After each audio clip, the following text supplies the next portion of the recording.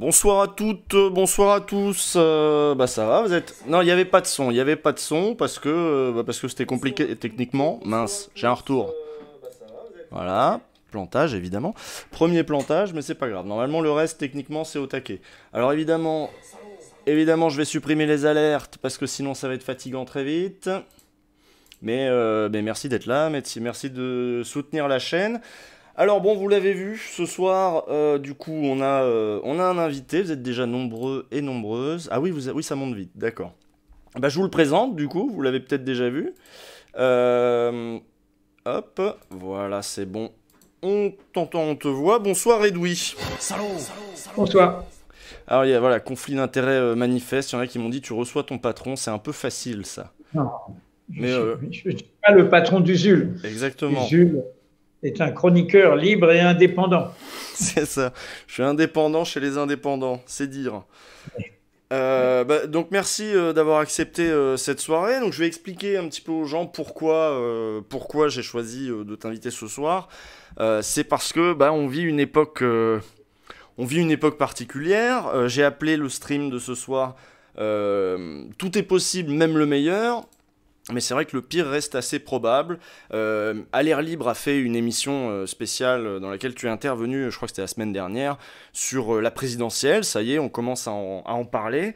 On est dans un régime dans lequel apparemment il n'y a qu'une seule date qui compte, hein, c'est celle-ci. Une fois tous les 5 ans, on a le droit de s'imaginer qu'il pourrait éventuellement se passer quelque chose, que l'histoire peut à un moment prendre un peu un virage. Et bah c'est pour parler de cette histoire et de nous face à cette histoire du coup que j'ai choisi de te recevoir. Aujourd'hui tu as publié un billet dans Mediapart, sur Mediapart, un parti pris qui s'appelle du coup L'heure de nous-mêmes a sonné. Qu'est-ce que ça raconte ce billet brièvement avant qu'on démarre C'était pareil, c'était cette idée on est à un moment de l'histoire. Non, cet article est né des discussions qu'on a tous les matins en conférence de rédaction où Mediapart vit sans moi, hein, et est dirigé éditorialement par Karine Fouteau et Stéphane Aliès. Et bon, moi, je suis l'un des cofondateurs et la tête de gondole, mais Mediapart n'a pas besoin de mes articles pour exister. Mais en fait, il y a eu une demande après une intervention que j'ai faite, c'était vendredi matin, que je mette ça par écrit. C'est à propos de toute cette polémique, et il y en a eu plein, et il y en aura d'autres, qui s'est saisi de cette histoire des réunions non mixtes au sein de l'UNEF et de ce terme, la rencontre, les réunions entre personnes racisées. Et donc, ce parti pris, cette démonstration en forme de parti pris que j'ai publié ce soir, cet article, c'est pour raconter comment, en fait, il ne faut pas tomber dans ce piège de cette polémique. Il faut comprendre que ce qu'il y a derrière, c'est le refus de l'auto-organisation des dominés. C'est comme ça que nous avons conquis des droits, que nous les avons défendus, que nous les avons étendus, et c'est comme ça que demain, après nous, on conquérera d'autres droits par l'auto-organisation des personnes concernées. Et cela a toujours été, cela vaut pour les questions de classe, les questions sociales, cela vaut pour les questions de sexe, de genre, les violences sexuelles et sexistes ou la lutte contre l'homophobie, la cause des LGBT+. Cela vaut aussi, évidemment, pour les personnes victimes de discrimination à raison de leur croyance, de leur origine, de leur culture et de leur apparence. Les races n'existent pas, mais le racisme existe. Et c'est une construction sociale, voire institutionnelle, qui vous assigne et qui donc vous racise en vous rappelant que vous n'avez pas l'apparence dominante qui serait la norme, ce privilège de ne jamais sentir, quand on est de couleur blanche comme moi, qui est une couleur, et on oublie que c'est aussi une couleur, et bien que cette couleur, elle s'est construite sur l'oppression d'autres, et notamment de ceux que, pendant l'esclavage, parce que ce nom est né de l'esclavage, on a appelé les nègres. les Africains, on les appelait les morts avant la traite négrière à l'échelle industrielle sur l'Atlantique. Et donc, mon texte de ce soir, c'est un texte pédagogique pour rappeler notamment à des gauches égarées, oublieuses, voire incultes, celles qui se sont abstenues sur la loi sécurité globale, celles qui ont voté ou se sont abstenues tout récemment sur un amendement qui vise en fait l'auto-organisation des discriminés quand ce sont en clair des Arabes, des Noirs et des musulmans. C'est ça qui est visé. Mais la même lutte a eu lieu il y a très longtemps quand des ouvriers ont dit eh oh, les bourgeois, là, c'est fini de parler en notre nom. On veut des ouvriers et on veut que les ouvriers représentent des ouvriers, que ce soit des gens comme nous qui parlent pour nous. D'ailleurs, le premier parti, entre guillemets, de gauche français s'appelait le POF, Parti ouvrier français. Et je rappelle dans ce texte, ce manifeste des 60, c'était en 1864. À l'époque, ceux qui parlaient au nom des ouvriers, c'était des avocats, des médecins, des journalistes, des bourgeois éclairés, des bourgeois sympathiques, des bourgeois généreux. Mais c'est eux qui pensaient dire le bien à la place des premiers concernés. Et là, ce manifeste signé par 60 ouvriers a dit non, écoutez, nous les ouvriers, on veut parler pour nous-mêmes parce que c'est nous qui vivons l'oppression. Et c'est nous qui n'avons que nos bras pour vivre. C'est nous qui, au fond, n'avons pas l'égalité qui est proclamée. Vous la vivez, l'égalité. Elle est abstraite, mais elle n'est pas concrète pour nous. Et donc, je rappelle que c'est la même chose pour les luttes des femmes. Je rappelle une figure oubliée bien avant les groupes femmes du féminisme récent, du féminisme des années 70, de ma propre jeunesse. Je rappelle une personne qu'on appelait la Grande Marie, qui a été la créatrice de la commission féminine de la CGT au début du XXe siècle. Elle a, face à une époque où, je le rappelle, les femmes n'avaient aucun droit politique, ni de droit de vote, ni de droit d'être élu, ni de droit dans le couple, dans la famille. Hein, c'est l'homme qui était le maître du foyer et qui déterminait tout. Et donc, militante de l'émancipation, institutrice, syndiquée, eh bien, cette femme, elle s'est dit, c'est pas possible, je me heurte à une domination masculine dans le syndicat. Et donc, la question sociale n'épuise pas la question de la domination liée au genre, liée au sexe. Et donc, elle a dit, il faut qu'on s'organise. Et elle a rejoint une organisation non mixte, une ligue féministe et laïque non mixte pour organiser cette parole des femmes.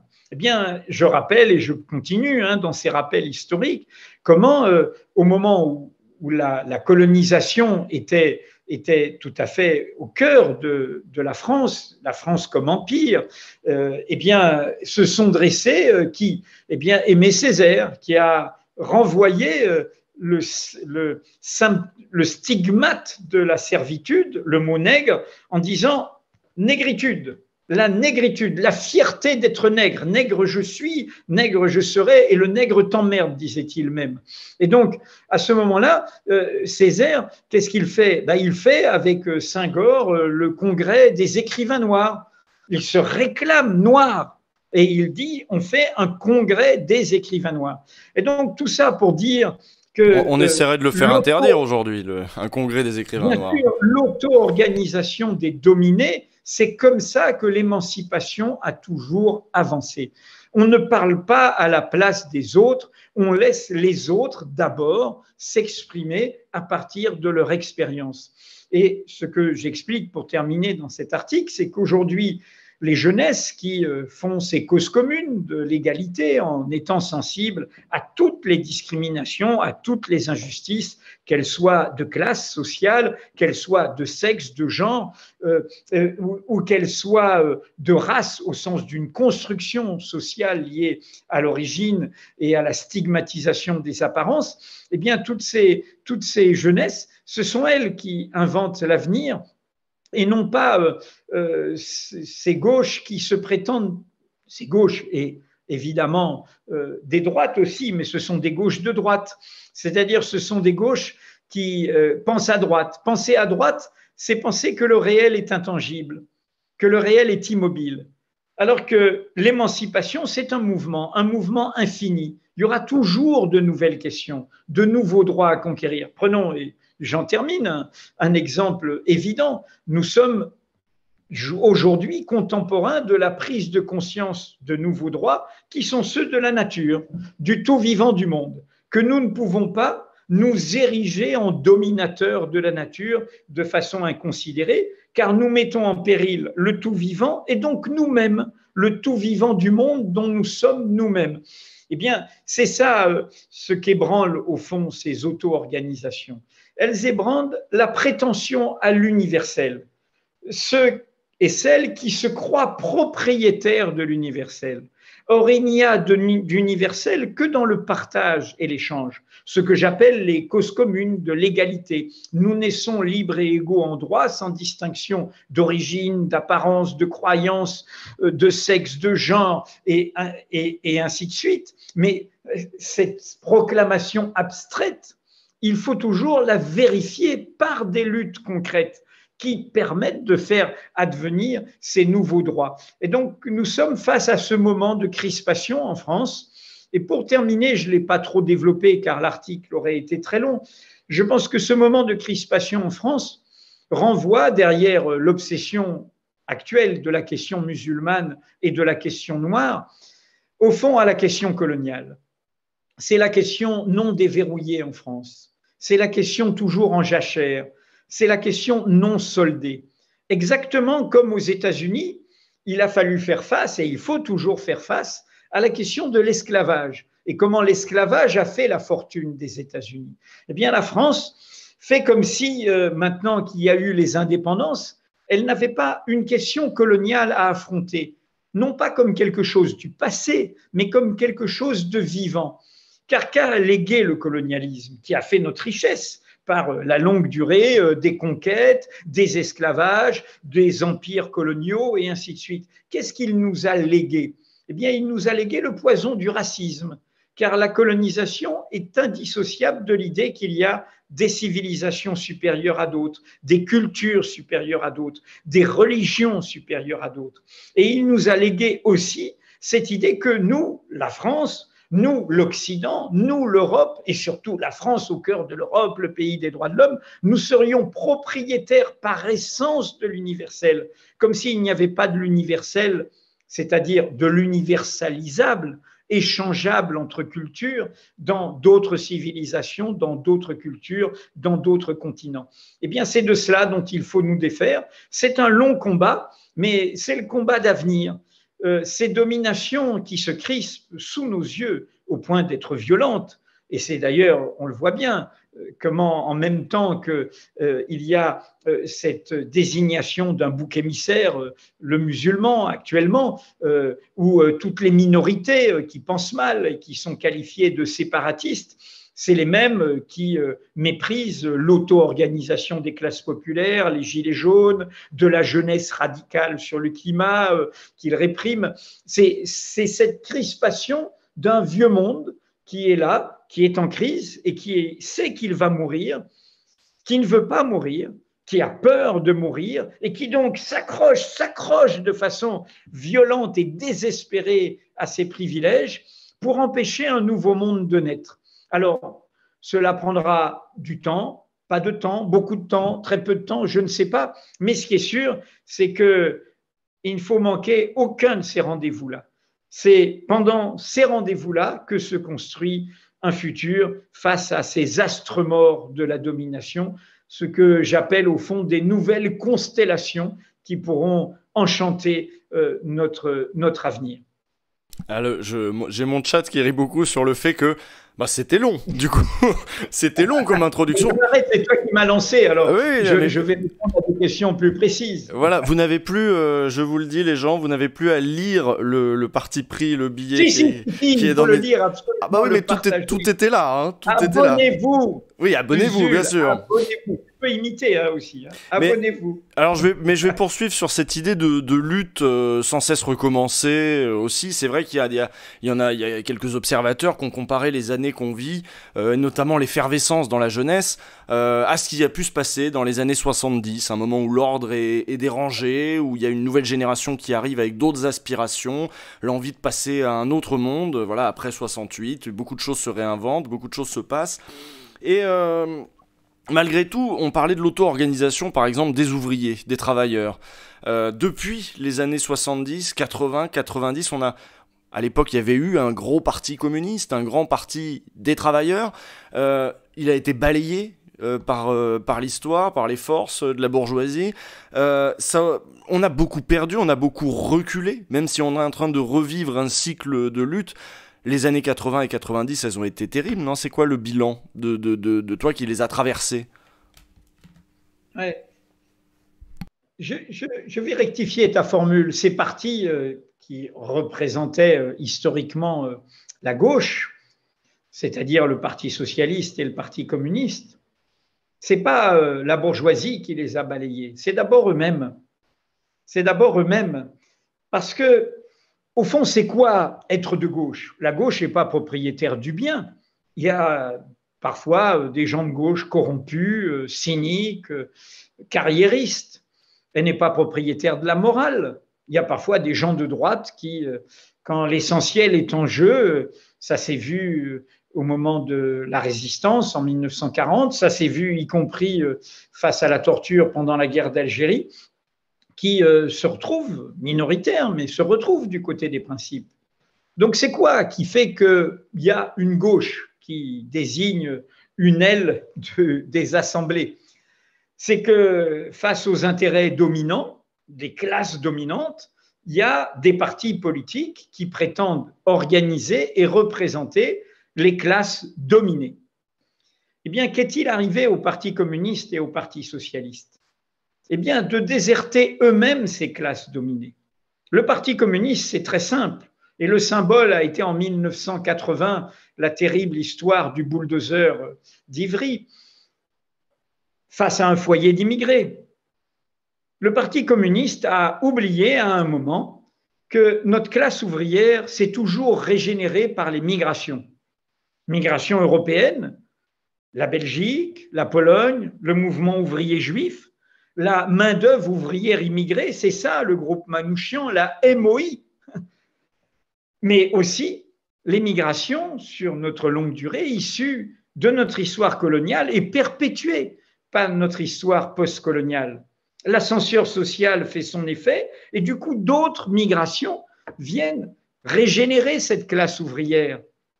Nous sommes, par la composition de notre peuple, une Amérique de l'Europe. D'ailleurs, la France hexagonale elle-même a fonctionné comme ça. Les Bretons, je suis de cette histoire-là, bretonne, qui ne parlaient pas français, ont été vus comme des gens du tiers-monde. Hein. C'est la caricature de Bécassine, dont le nom dans la BD, cette première bande dessinée, était La Bolnée. La Bolnée, elle n'avait même pas de bouche, Bécassine. Hein, elle ne parlait pas. Hein, c'était le préjugé sur des gens qui étaient vus comme inférieurs, comme incultes. Et donc, notre histoire populaire des campagnes aux villes dans le cadre des révolutions industrielles et évidemment dans l'extension et dans la relation au monde, s'est faite comme ça. Et donc, il y a un moment où c'est tout simple. Il fallait affronter cette question coloniale. Il fallait affronter cette question multiculturelle. Il fallait faire force de cette diversité de notre peuple qui est la diversité de nos classes populaires. C'est quoi l'histoire de la marche que l'on qualifie indûment de marche des beurs? Elle ne s'appelait pas comme ça. C'est une façon de la renvoyer à une identité. Beurs voulant dire rebeu, arabe. Non, c'était la marche après l'élection de Mitterrand en 81 contre le racisme et pour l'égalité. C'était l'auto-organisation de cette jeunesse issue de l'immigration qui disait c'est le moment d'être au banquet républicain d'une république véritable de l'égalité pour l'égalité. Et qu'est-ce qu'on a fait? on a fait l'imposture en grande part de SOS Racisme, qui est une façon de dire non, on va vous contrôler, hein, le fraternalisme dont parlait Césaire, c'est nous qui allons vous dire où est le droit chemin, et on va se méfier de votre auto-organisation. C'est ça qui a été radicalement loupé par le Parti communiste d'un côté, notamment dans ses grands bastions ouvriers. Il y a eu un très beau film, s'appelait Comme des lions, sur la dernière grande grève dans l'automobile à Aulnay, PSA Aulnay. Bon, qu'est-ce qu'on voit dans ce comité de grève qui était organisé d'ailleurs par 2 militants de lutte ouvrière, membres de la CGT par ailleurs? Eh bien, qu'est-ce qu'on voit? On voit des gens de toute origine. On voit des gens qui viennent de la diversité, de la pluralité, de la créolisation de notre monde. La grande grève ouvrière qui a été d'en haut ethnicisée, renvoyée comme une prétendue grève islamiste, celle de Renault en 83. Et c'était un Premier ministre de gauche, Pierre Mauroy, qui a dit ça, hélas. Eh bien, c'est une grève où, parmi 20 revendications, dans ce qui était alors un bastion de la classe ouvrière, la CGT, elle porte les revendications des siens. Les gens sont en 3-8. Et quand on est prolétaire, on n'a que ce qu'on a en propre, sa force de travail et un peu de culture à soi. Et parfois, dans cette culture, et le mouvement ouvrier chrétien, la jeunesse ouvrière chrétienne le sait formidablement bien, la CIMAD, service œcuménique d'entraide sur les migrants, le sait formidablement bien, on a parfois sa croyance. Et donc, dans ces ouvriers, il y avait des ouvriers musulmans qui faisaient leurs prières. Et il disait, on ne peut pas la faire salement dans la graisse de la chaîne automobile, alors qu'on est en 3-8, je le rappelle.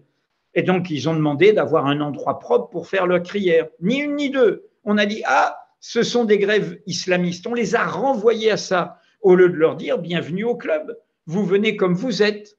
Vous venez avec ce que vous êtes. L'important, c'est ce qu'on va faire ensemble. Qu'est-ce qu'on va défendre comme droits sociaux, comme droits démocratiques, comme droits pour les femmes, comme droits de liberté fondamentale? Et donc, c'est ça qui a été manqué au niveau social. Et deuxièmement, ce qui a été manqué, et ça va être 40 ans de cette histoire avec l'élection de François Mitterrand, qui verrouillait lui-même ces placards-là, à la fois le placard de Vichy, puisqu'il avait d'abord été à Vichy avant de basculer dans la résistance. Il avait été d'abord d'extrême droite, épousant l'idéologie de l'extrême droite de l'époque. Et il a basculé dans la résistance, tant mieux après. Et il est devenu un homme de gauche, tant mieux après. Mais il ne voulait pas reconnaître ce cheminement. Et il voulait d'autant moins le reconnaître qu'il accumulait aussi un autre placard, qui était celui de la colonisation. C'est lui, l'homme qui s'est engagé à l'abolition de la peine de mort. C'est hélas quand il était garde des Sceaux pendant la guerre d'Algérie qu'il y a eu, sous son règne de ministre de la Justice, le plus grand nombre d'exécutions capitales. Et donc, qu'est-ce qui s'est passé avec Mitterrand? C'est une conversion à l'État. Si la gauche porte l'auto-organisation des classes dominées, la gauche ne peut pas s'identifier à l'État. C'est un vieux débat, c'était d'ailleurs le débat entre Jaurès et Clémenceau. Clémenceau, à un moment, il oublie l'histoire propre de la gauche et Jaurès la lui rappelle parce que Jaurès, il est ancré dans l'auto-organisation des classes populaires. Et si on s'identifie à l'État, eh bien, et surtout cet État de la Ve République, où la volonté de tous est ramenée au pouvoir d'un seul, à l'élection d'un seul, eh bien, du coup, on s'identifie à un supposé intérêt général qui devient celui des classes dominantes. On se laisse contaminer par des énarques qui deviennent eux-mêmes les gouvernants, donc qui à la fois sont au cœur de l'État et sont au cœur des partis politiques et de la représentation électorale. Et les partis, du coup, ils deviennent quoi? Ils deviennent des partis d'élus, d'apprentis élus, de collaborateurs d'élus, de professionnels de la politique. Y compris le PCF. Ouais. Y compris le PCF. Et oui. C'est vrai qu'il y a souvent des gens qui développent donc une opposition entre le social et le sociétal, une opposition j'imagine qui te parle pas du tout. Donc du coup ta thèse c'est qu'en gros le prolétariat venu aussi des terres étrangères a renouvelé le prolétariat, mais la gauche n'a pas été capable de saisir qu'il y avait cette dimension-là, et donc c'est le prolétariat en entier qu'elle a abandonné aussi dans cette opération. Et il y a des gens qui ont une nostalgie par exemple d'un Georges Marchais, sans voir que pendant les 25 ans de jeu... Bah si, ça se voit chez un peu les réacs de gauche. Chez les réacs de gauche, il y avait du temps où Georges Marchais, lui seul, lui représentait vraiment les ouvriers, il ne se perdait pas dans des combats antiracistes qui ne concernent pas la classe ouvrière, etc. Et en effet, si on suit ça, en 25 ans de Georges Marchais, le PCF n'a fait que décliner, de toute façon. Mais on est au cœur de la question de la domination. Et il faut penser à l'échelle du monde. C'est bien pour ça que les premières organisations ouvrières se pensaient en internationales, première internationale, deuxième, troisième, quatrième, des internationales. Pourquoi il y avait cette conviction profonde chez Marx, Lénine, avant qu'il y ait les trahisons du stalinisme? Parce que si tu es un ouvrier européen, c'est-à-dire du côté du manche, bien sûr que tu es opprimé, bien sûr que tu es exploité, mais tu fais partie d'une collectivité qui en exploite d'autres. Eh ben, ceux qui sont opprimés dans les colonies et qui n'ont pas tes droits politiques, qui sont renvoyés au code de l'indigénat et ainsi de suite. C'est-à-dire que si tu acceptes que ta nation opprime d'autres peuples, tu fais partie de cette oppression. Et tu en bénéficies parce que, évidemment, dans l'accumulation du capital, eh bien, le fait d'être une puissance coloniale permet de s'enrichir. Et c'est ce qui s'est passé sur la très longue durée avec la traite négrière et l'esclavage qui a fait la richesse de la bourgeoisie française. La richesse première, la richesse primitive, la richesse initiale. L'accumulation primitive, oui. Et donc, c'est ne pas prendre conscience de ça. Et je vais t'en donner un exemple. Dans le débat actuel, la fameuse marche sur l'islamophobie est totalement caricaturée. Comme si c'était une marche, j'entends, indigéniste, une marche d'exclusion, etc. Je l'ai faite, cette marche, et on en a rendu compte à Mediapart. Comme par hasard, les grands médias n'en ont pas rendu compte. Ils se sont emparés d'une phrase prononcée par on ne sait qui ne parlait que pour lui-même, Allah el Akbar à la fin, et emparés d'une photo où on voyait des jeunes filles qui avaient une étoile en assimilant la discrimination des musulmans à l'étoile jaune du crime contre l'humanité, contre les juifs, ce qui est évidemment une connerie. Mais la vérité de cette manif n'était pas celle-là. C'était la première fois de ma vie récente, pas de ma vie tout entière, où je participais à une authentique manifestation populaire. C'était pas les cortèges classiques avec les rangs espacés, les professionnels du syndicalisme, de la politique, les mots d'ordre et tout. C'était des papis, des mamies, des enfants, des petits-enfants qui étaient là, voilés, pas voilés, féministes et autres, et qui disaient quoi ? Laïcité, on t'aime et on t'adore. Laïcité, protège-nous. C'était ça. Et on en fait des criminels presque aujourd'hui. C'est terrible. Et le Parti socialiste n'arrête pas de répéter « nous n'y étions pas, nous n'y étions pas, nous ne sommes pas tombés dans ce piège ». Eh bien, c'est comme ça que tu te perds, c'est comme ça que tu t'égares. C'est comme ça que tu oublies toute ton histoire. Mais d'ailleurs, comme le Parti socialiste, ou plutôt que tu renoues avec ce contre quoi le Parti socialiste a essayé de renaître, c'est-à-dire la SFIO, celle des pouvoirs spéciaux, hélas votés par le Parti communiste, de la torture, de l'aveuglement colonial, des disparitions, c'est ce dont on parle aujourd'hui.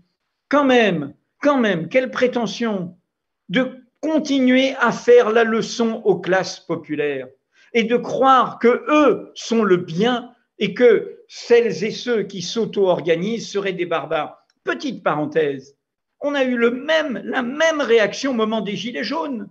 Des mêmes gens, les Gilets jaunes nous échappent. Donc c'est forcément des gens d'extrême droite.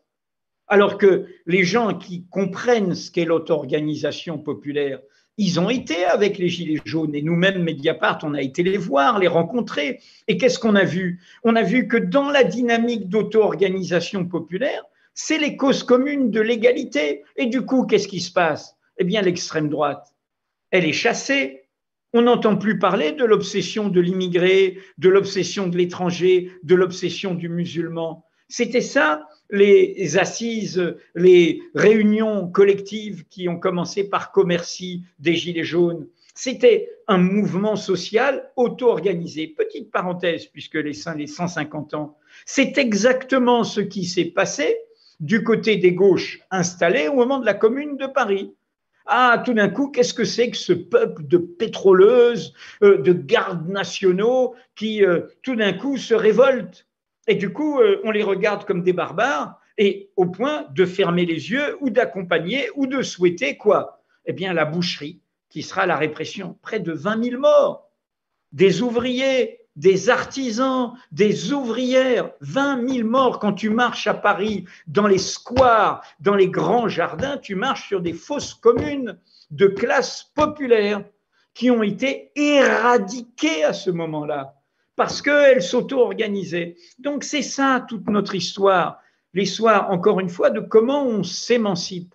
Et ceux qui ne comprennent pas ça, eh bien, ils passent en fait du côté du conservatisme, du côté de la réaction, du côté de ceux qui veulent verrouiller le futur, verrouiller l'avenir, verrouiller l'espérance.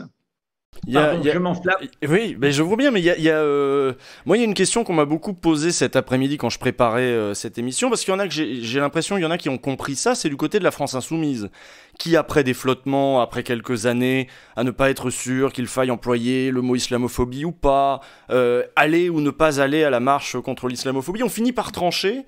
On finit par se ranger de ce côté-là, comme il s'était rangé aussi du côté des Gilets jaunes. La gauche française, elle a beaucoup changé ces dernières années, et c'est une force aujourd'hui qui est importante pour la gauche. Et des gens dans le chat, du coup, me disaient Mediapart a pas mal malmené les insoumis.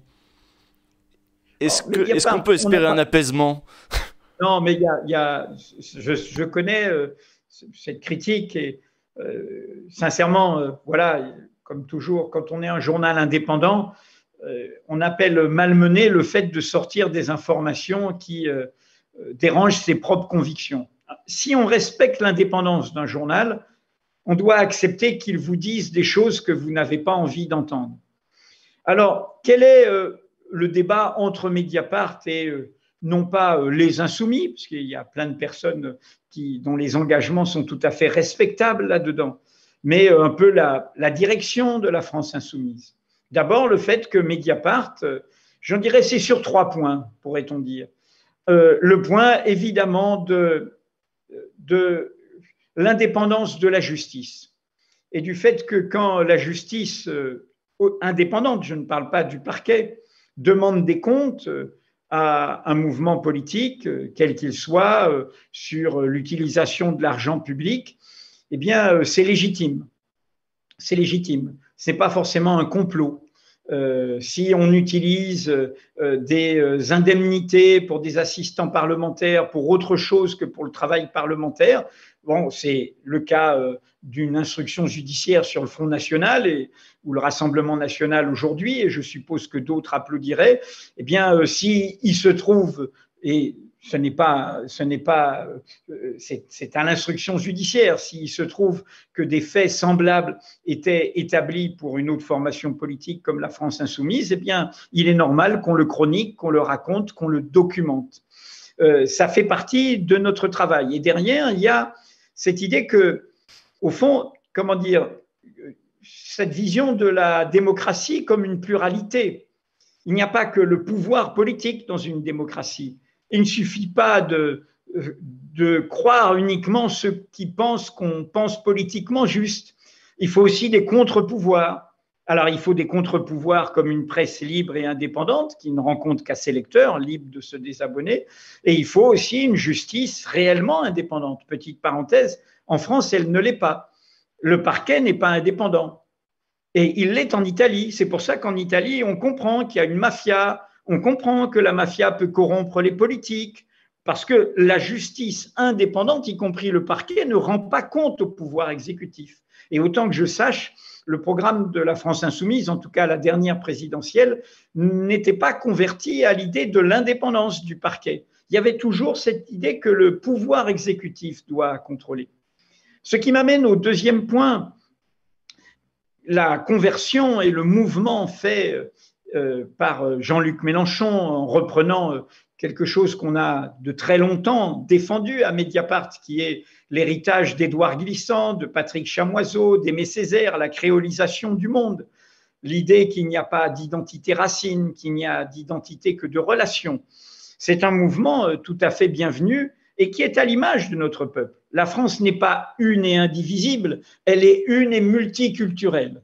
Elle fait de l'unité avec du pluriel et nous devrions assumer cette pluralité qui fait de nous un pays divers dans ses sensibilités, dans ses croyances, dans ses origines. Et tout cela est très important. Alors ce mouvement est très bienvenu, mais il faut aller jusqu'au bout de ce mouvement. C'est-à-dire, comme le disait Glissant, il faut mettre fin à toutes les logiques de puissance et ne pas être fasciné à l'échelle internationale par d'autres logiques de puissance. Et l'autre point de désaccord est évidemment le traitement par Mediapart de ce qui s'est passé en Syrie. Bachar el-Assad est le pire criminel qu'il soit et le massacreur de son propre peuple. Et on ne peut pas avoir une quelconque tolérance pour ça. De la même manière, la virulence et l'autoritarisme de Vladimir Poutine à l'égard de ses oppositions, et de la même manière à l'égard du Parti communiste chinois. C'est-à-dire les États peuvent certes avoir des relations, mais un projet émancipateur doit être au clair sur ces questions-là et doit sortir de toute logique de puissance. Ce qui, par exemple, veut dire que la France, et une force d'opposition en France doit le dire hautement, doit non seulement dire, comme on l'a fait sur la contribution française au génocide des Juifs d'Europe avec le discours du Veldiv de Jacques Chirac en 1995, obtenu par une mobilisation de la société, et nous avons été quelques-uns à y contribuer, et bien de la même manière, la France doit avoir le même discours sur les crimes, y compris contre l'humanité, commis dans le cadre de la colonisation, des empires, de l'esclavage, des conquêtes et de l'obsession, l'obstination à rester une puissance coloniale. Et de fait, nous le sommes toujours, nous sommes la dernière puissance coloniale du monde et la crise de Nouvelle-Calédonie nous le rappelle parfois vertement. Et donc, ça supposerait aussi, pour prendre un débat tout récent, de dire haut et fort que ce qui a été fait par la France dans une logique de puissance, dans une logique néocoloniale, dans une logique où on se trouve des alibis face au monde de la puissance anglo-saxonne. Mais pourquoi il faudrait limiter cette puissance? Il faudrait être à puissance, puissance et demie. De quoi je veux parler? Du Rwanda. La France a été la complice du dernier génocide du XXe siècle. Pas l'Europe, pas la Belgique, qui était l'ancienne puissance coloniale du Rwanda. La France. La France a armé les génocidaires. Le gouvernement génocidaire a été composé à l'ambassade de France. Et nous avons révélé récemment un telex ordonnant à la force armée française sur place depuis Paris de laisser filer les génocidaires. Donc par la porte d'entrée, la constitution du gouvernement génocidaire, par la porte de sortie, la fuite des génocidaires, la France. Ce qui m'amène au troisième point. Et là, je dirais encore un effort donc sur le bon chemin qu'a pris récemment la France insoumise. Ce dont je viens de parler, c'est passé sous la présidence de François Mitterrand. On ne peut pas prétendre incarner une autre gauche, une gauche de la créolisation, une gauche de la fraternité, une gauche de l'égalité, une gauche du partage, une gauche de la délibération, une gauche qui refuse en clair la confiscation de la volonté de tous par le pouvoir d'un seul, et ne pas faire un examen lucide, complet, clair, entier de la plus longue présidence de l'histoire républicaine française, les 14 ans de la présidence de François Mitterrand. Ce n'est pas une polémique personnelle liée au fait que j'ai été l'apporteur de mauvaises nouvelles par mes révélations sous la présidence de François Mitterrand, en allant au bout de mon indépendance comme tout citoyen de gauche que je sois. C'est un fait réel. C'est sous François Mitterrand qu'a commencé la nécrose profonde de la Ve République. Il avait dénoncé ce système dans le coup d'État permanent. Une fois élu, non seulement il s'y est converti, comme si le procureur devenait l'avocat, comme si on passait de l'autre côté, comme si on nous rendait totalement il s'y est complu, en gros. Et donc l'angoisse, ce serait d'avoir un Mélenchon qui n'a pas fait l'inventaire sur ces choses-là, que ce soit la puissance de la France elle-même ou la puissance de Mélenchon une fois arrivé au pouvoir. C'est ces doutes-là qui continuent à persister et des critiques, du coup, au nom d'une éthique de la vérité. Voilà, ça, j'ai vu, c'était dans... Comment ça s'appelait l'émission de France 5 là le soir où tu étais revenu sur l'héritage trotskiste, et l'héritage trotskiste c'est précisément de regarder c'est ce soir voilà. C'est ce soir. L'héritage trotskiste c'est précisément de regarder en face même ce qui nous dérange, enfin surtout ce qui nous dérange à gauche. Pour moi, ce qu'on appelle pour les plus jeunes le trotskisme, ça a eu un sens historique. J'appelle moi l'opposition de gauche au stalinisme, c'est qu'à un moment, il fallait gueuler la vérité. C'est pas parce que il y avait la lutte contre le fascisme et contre les oppressions qu'il fallait accepter qu'au nom de la cause des gauches ou de la cause sociale ou de la cause communiste ou de la cause socialiste, on mente.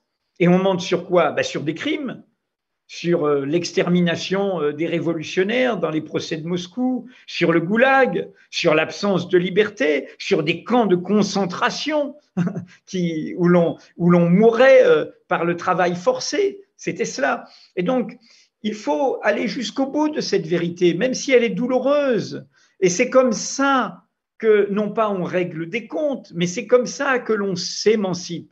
Et donc, moi, je ne prédis pas l'avenir, simplement, je dis juste que c'est pour ça qu'il faut s'auto-organiser nous-mêmes et pas livrer notre futur à une seule personne ou à un seul parti politique. Parce que c'est là, comme ça, qu'on exigera quelque chose. François Mitterrand, je le répète, c'est lui qui a étendu le pouvoir de nomination du président de la République. Il l'a fait à l'été 95, 85, pardon, en pleine affaire Greenpeace. C'est passé inaperçu. C'est grâce à lui qu'aujourd'hui, les présidents, car ça n'a jamais été remis en cause, peuvent nommer tout seuls une petite armée d'affidés dans tous les domaines. Alors, c'est quelques milliers de personnes, mais derrière ces quelques milliers de personnes, je crois que c'est 3000 et quelques, eh bien, il y a des dizaines de milliers de personnes qui, évidemment, dépendent de leur carrière d'un seul, du président qui nomme dans tous les domaines, au-delà du domaine régalien. Cette présidence est un crève-cœur. C'est l'inverse de l'émancipation. C'est la question française. C'est pas simplement faire une 6e République. C'est profondément défaire cela.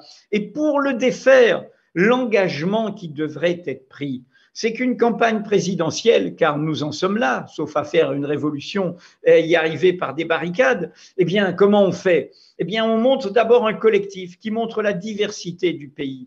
Et on affiche un tandem paritaire, femmes-hommes. Et ce tandem dit, il y en aura un des deux qui sera le ou la candidate à la présidence. Eh bien, l'autre, ce sera le ou la première ministre. De la dynamique créée aux législatives, de la dynamique massive créée aux législatives. Avec quoi comme programme? Puisqu'une législature, c'est 5 ans et que la présidentielle est aujourd'hui alignée sur ces 5 ans. Eh bien, c'est de dire, on se donne 2 ans. Dans ces 2 ans, on fait, parce qu'il faut faire un budget et il faut le projeter sur l'année suivante, on fait en 2 ans les mesures d'urgence, qu'elles soient sociales, qu'elles soient démocratiques, qu'elles soient sanitaires, qu'elles soient écologiques. Et ça, c'est le gouvernement qui s'en occupe, ce n'est pas le président. C'est le gouvernement avec la délibération des assemblées. Et parallèlement, le ou la présidente élue, avec une assemblée qui se transforme en constituante et qui a à côté d'elle une assemblée citoyenne de conseils, de documentation, de critiques, de propositions créées par des mécanismes de tirage au sort, de représentations diverses, eh bien, qu'est-ce qui se fait pendant ces 2 ans? L'élaboration d'une nouvelle constitution soumise au vote par référendum, votée par l'Assemblée, mais avec, et c'est là mon point essentiel, avec l'engagement du ou de la présidente élue de dire au bout de ces 2 ans, je me l'applique à moi-même. Je ne bénéficierai pas de cette nouvelle constitution. Parce que ce pouvoir est une tentation terrible. Et on l'a vu avec Sarkozy, avec Hollande, avec Macron. Non, mais là, je Tentation pense du que, pouvoir personnel. je pense Et que donc, tout le monde est d'accord. on s'engage à s'en défaire. Je me permets de t'interrompre parce qu'il y a aussi des conditions de possibilité. Je vois que t'as tout un programme, il y a tout un plan là, mais il y a quand même des conditions de possibilité. On parlait tout à l'heure du fait que il y avait pas, c'était pas seulement s'en remettre à un parti, d'accord. Il faut s'en remettre aussi à toute une pluralité d'éléments à gauche qui peuvent éventuellement apporter quelque chose. Il y a un appétit chez les gens. Aussi chez les gens de gauche qui sont en train peut-être de se réveiller, de sortir d'une certaine torpeur. Il y a un appétit y compris pour les nouveaux médias.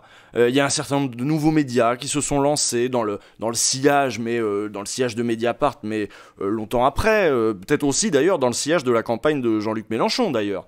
Et voilà, il y a tout un écosystème médiatique aussi qui pourrait accompagner ce genre de mouvement citoyen.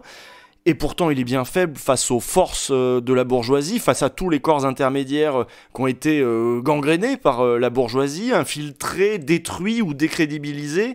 Est-ce que c'est encore possible ? Est-ce que un gouvernement qui arriverait à gauche, là, ne serait pas au milieu de tous les feux possibles et dans une situation bien périlleuse comme d'autres, voilà, comme le Chili en son temps, avec toutes les forces de la bourgeoisie qui font tout pour déstabiliser le pouvoir ? Tu sais, je dis toujours qu'un journaliste doit s'interdire de prédire l'avenir, car nous, notre métier, c'est le présent, lequel est encombré de passé, et d'être capable de discerner l'inattendu, l'imprévu. C'est pour ça qu'on ne s'est pas trompé sur les gilets jaunes. C'est pour ça qu'on fait attention à tout ce qui bouge dans la société, à toutes les mobilisations, et c'est comme ça qu'on traite aussi la crise sanitaire et au plus près de ce que vivent les soignants. Donc, moi, je parie toujours sur cet événement, sur cet inattendu. Surviendra-t-il pas? Je ne sais pas. Mais ce qui est sûr, c'est que, comment dire, tu parles des médias.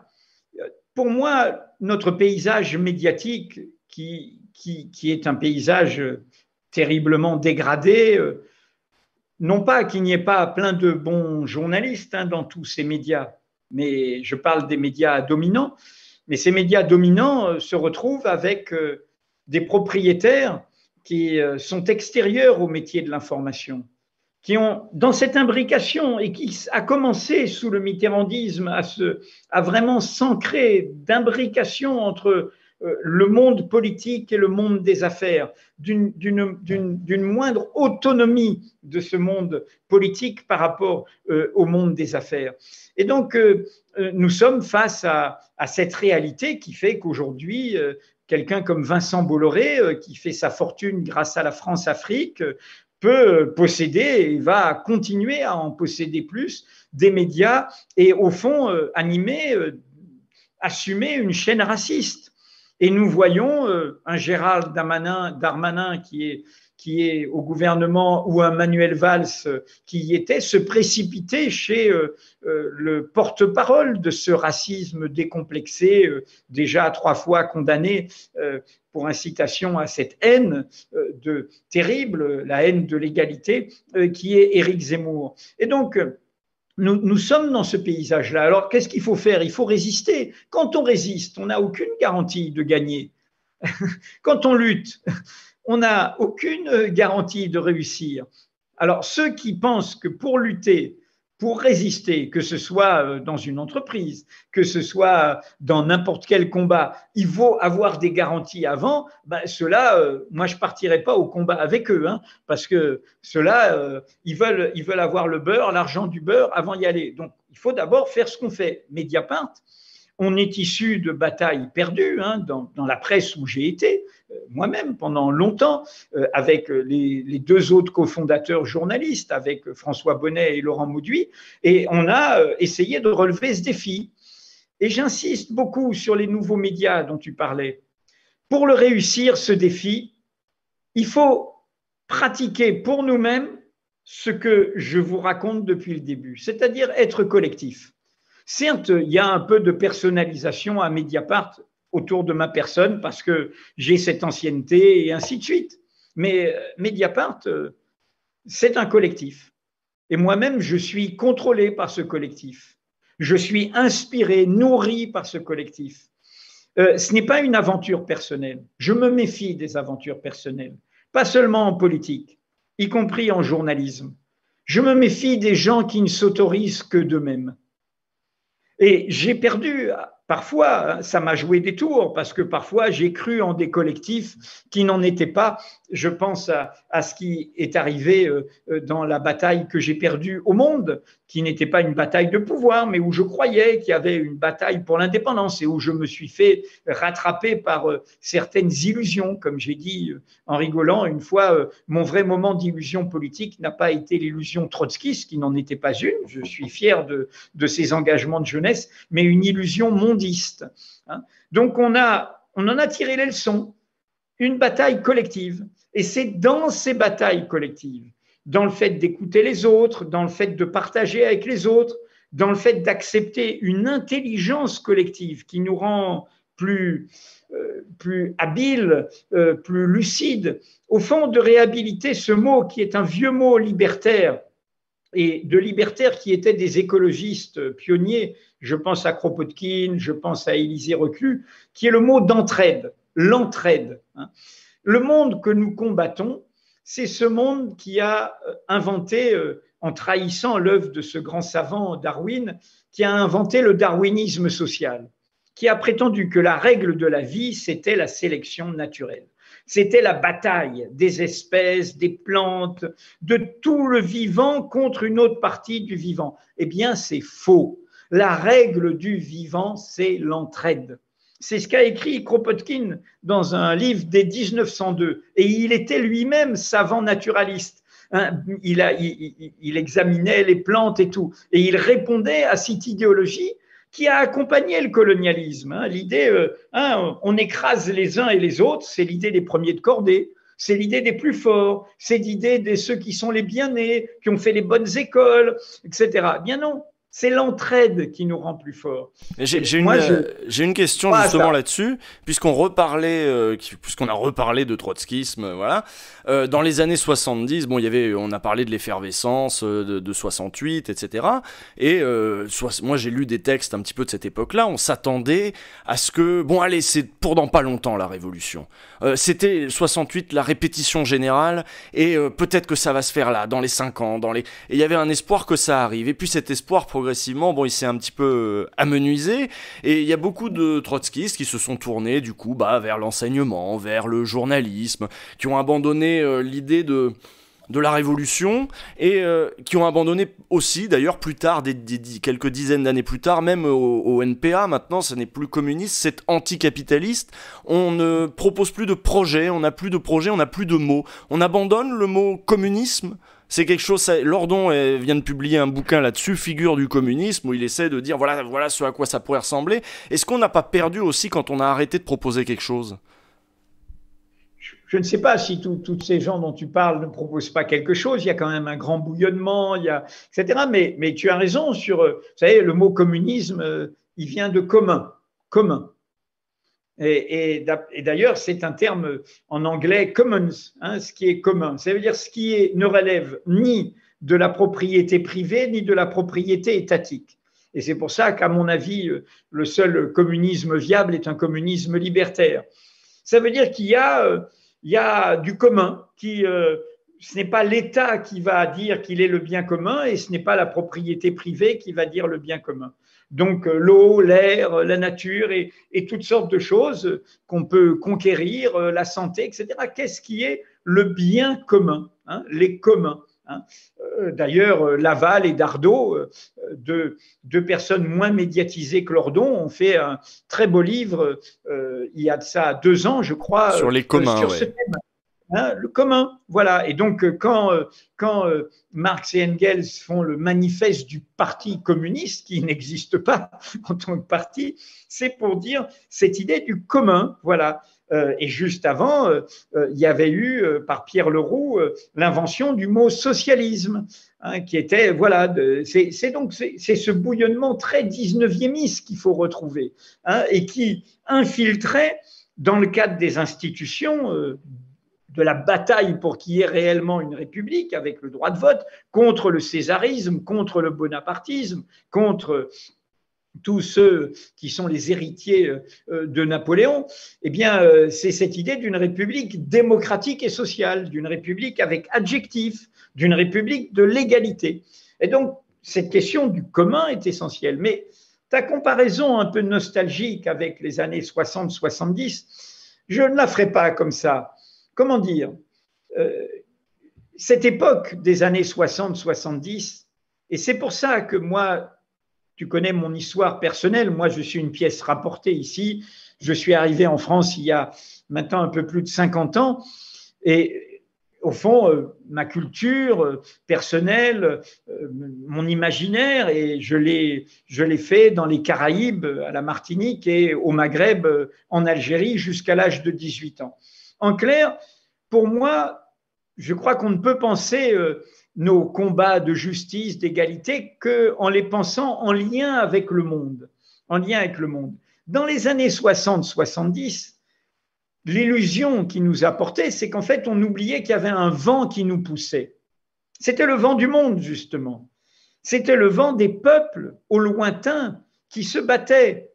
N'oublie pas qu'à l'époque, il y avait encore des dictatures en Europe même, en Grèce, au Portugal, en Espagne, que le Portugal était un empire colonial avec en Afrique le Mozambique, la Guinée-Bissau, l'Angola, et que c'est d'ailleurs dans la chute de cet empire que des militaires se sont révoltés de façon progressiste et ont fait la révolution des œillets en 74.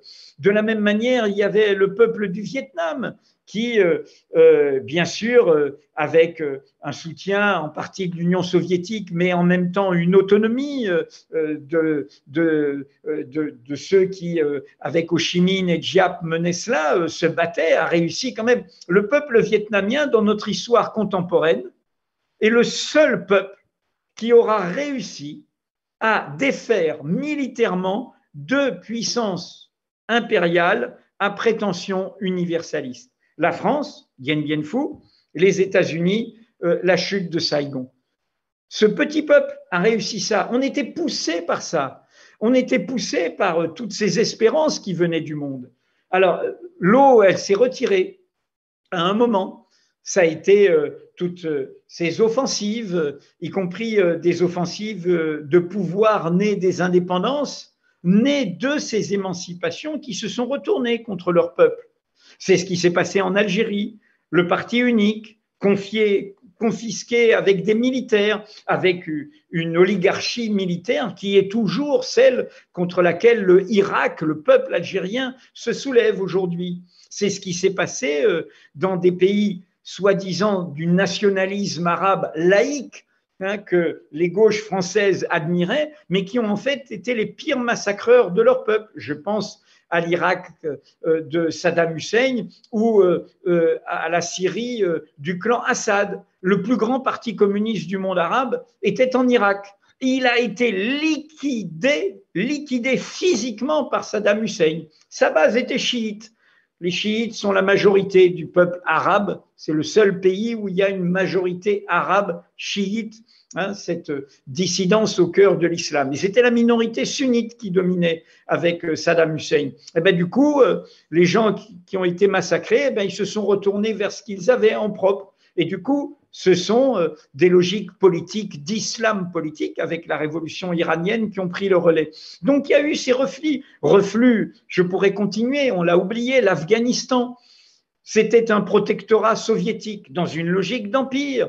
Et puis, tout d'un coup, ça bouge contre le parti communiste d'Afghanistan. Et bien, du coup, que fait l'Union soviétique? Comme les États-Unis, comme la France, ils envahissent en prétendant être la culture, être la civilisation supérieure, être ceux qui vont défendre les bonnes valeurs démocratiques dont l'Occident serait porteur. Tu connais la suite. En fait, il y a un peuple qui s'est révolté, et il s'est révolté avec ce qu'il avait en propre, donc avec la religion, et évidemment, les États-Unis se sont engouffrés derrière ça pour faire tomber l'Union soviétique. L'Union soviétique a été battue, les États-Unis ont enfanté un monstre qui s'est retourné contre eux ensuite, puisque l'alliance était avec l'Arabie saoudite, et que où a fait ses armes Oussama Ben Laden, le fondateur d'Al-Qaïda, le dirigeant de l'attentat du 11 septembre 2001, eh bien en Afghanistan, soutenu par les Américains.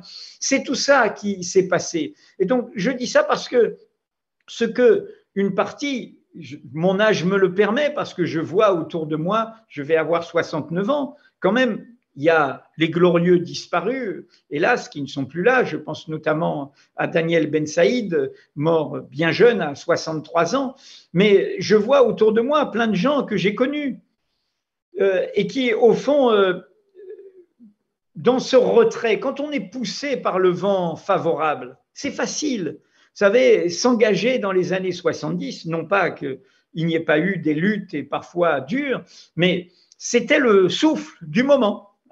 Mais quand les vents sont contraires, eh bien, il y a des gens qui retombent du côté de leur origine sociale, qui retombent du côté du fait de se penser propriétaire du bien. On a 1000 exemples autour de nous.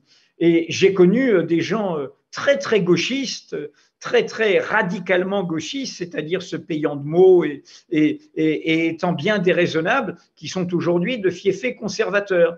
C'est arrivé. Ça arrive à toutes les générations. Et là, on ne décrète pas. Et là, le vent, il tourne comment là? Parce que on a d'un côté quand même des aspirations à résister à l'ordre, comment dirais-je. Bon, déjà, il y a le réchauffement climatique, il y a toutes ces questions écolo qui montent dans la nouvelle génération très fort, toutes les questions d'émancipation qu'on a traitées dans la première partie aussi, qui montent très fort. Mais le raidissement du pouvoir, même dans toute l'Europe, et aux États-Unis, on vient de passer par la phase Donald Trump quand même, qui était très inquiétante. Et dans quel sens semble tourner le vent? Est-ce qu'il faut encore être patient, attendre que la nouvelle génération remplace les anciens? Non, il faut faire ce qu'on doit. Il faut faire ce qu'on doit. Comme disaient d'autres, il faut faire son métier d'homme ou de femme pour être dans la parité. Il faut d'abord être au rendez-vous de ces exigences, là où on est. Agis en ton lieu et pense avec le monde, formule d'Édouard Glissant. Il y a une particularité dans notre époque. Tu sais, j'ai beaucoup popularisé cette phrase de Gramsci, la crise, c'est quand le vieux monde est en train de mourir, mais ne veut pas mourir, s'accroche, et qu'un nouveau monde tarde à naître, a du mal à émerger. Et la vraie phrase importante, c'est la suite. Dans cet entre-deux, écrit-il, surgissent les phénomènes morbides les plus variés, ce qu'une traduction un peu plus poétique a exprimé en disant « dans ce clair-obscur surgissent les monstres ». C'est ce que nous avons sous les yeux. Nous avons depuis une décennie des gens qui dévalent des escaliers, des gens qui en viennent à eux-mêmes faire cause commune avec des racistes, avec des droites extrêmes, à épouser des logiques autoritaires, des logiques discriminantes, des logiques d'injustice, à désigner des boucs émissaires, tout ce que nous avons sous les yeux. Alors, qu'est-ce que ça veut dire? Ça veut dire qu'il y a une particularité de notre moment, et en ce sens, nos comparaisons historiques ne valent peut-être pas. Je crois qu'on vit une crise de civilisation. Ce n'est pas seulement le problème, les mots que tu as employés, le monde capitaliste, la bourgeoisie, etc. C'est une crise de civilisation. C'est pour ça que ça imbrique toutes les questions sociales, mais les autres dominations, en fait, les logiques de domination, dont y compris la domination à l'égard du tout vivant du monde. Tu vois bien, comme j'aime à le dire, je ne connais pas d'islamo-gauchisme, mais je connais un islamo-capitalisme. Celui qui est totalement copain avec les monarchies pétrolières. Donc, on est au cœur de la question des énergies fossiles et d'un monde de la consommation et de la puissance. Donc, on est au cœur du débat écologique qui va avec le fait d'avoir soutenu le laboratoire idéologique des pires idéologies totalitaires issues d'une secte, le wahhabisme, au sein de l'islam, et qui va de pair avec le fait d'armer ces pays-là et de fréquenter un prince assassin, notamment de journalistes, mais aussi qui réprime les femmes et les mouvements féministes. En Arabie Saoudite, c'est aujourd'hui les femmes qui sont à la tête des luttes pour les droits communs.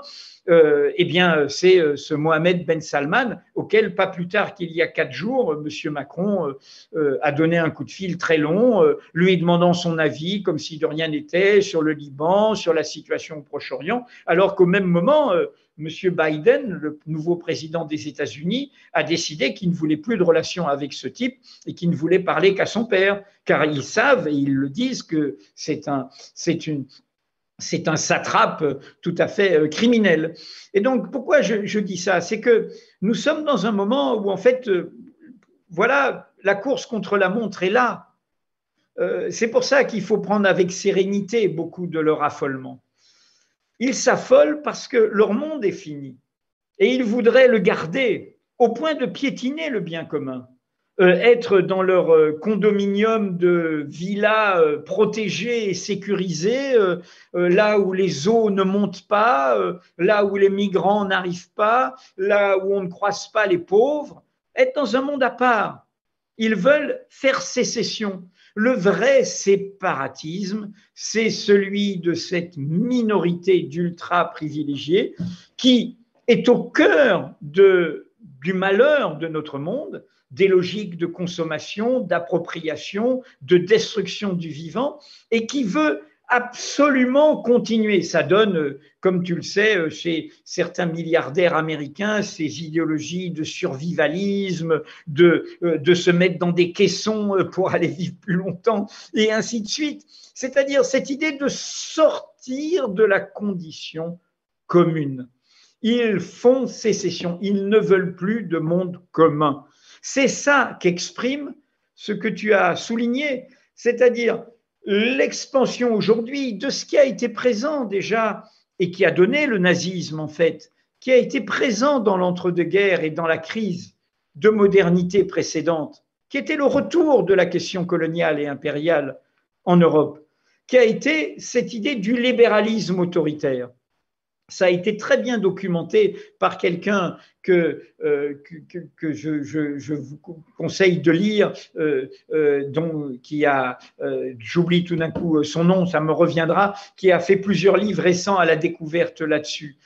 C'est-à-dire que tu as cette idée, au fond, la liberté pour ceux qui s'enrichissent, pour l'économie, pour le pouvoir d'appropriation et l'autoritarisme total, c'est-à-dire un État d'autorité, un État qui est ramené à l'autorité et qui est garant du fait que l'on puisse s'enrichir, massacrer le vivant et écraser les dominés et les opprimés. Et c'est ça qu'on a sous nos yeux, une course vers des régimes autoritaires, non pas des dictatures, mais des régimes autoritaires issus du vote, d'où l'importance, tu l'as dit tout à l'heure, de contrôler les médias, que le peuple soit aveugle, que le peuple croit à des fadaises et que du coup le peuple vote pour son pire ennemi et son pire malheur. Poutine est élu, Erdogan est élu, Orban est élu, Macron est élu, Trump a été élu, Bolsonaro est élu.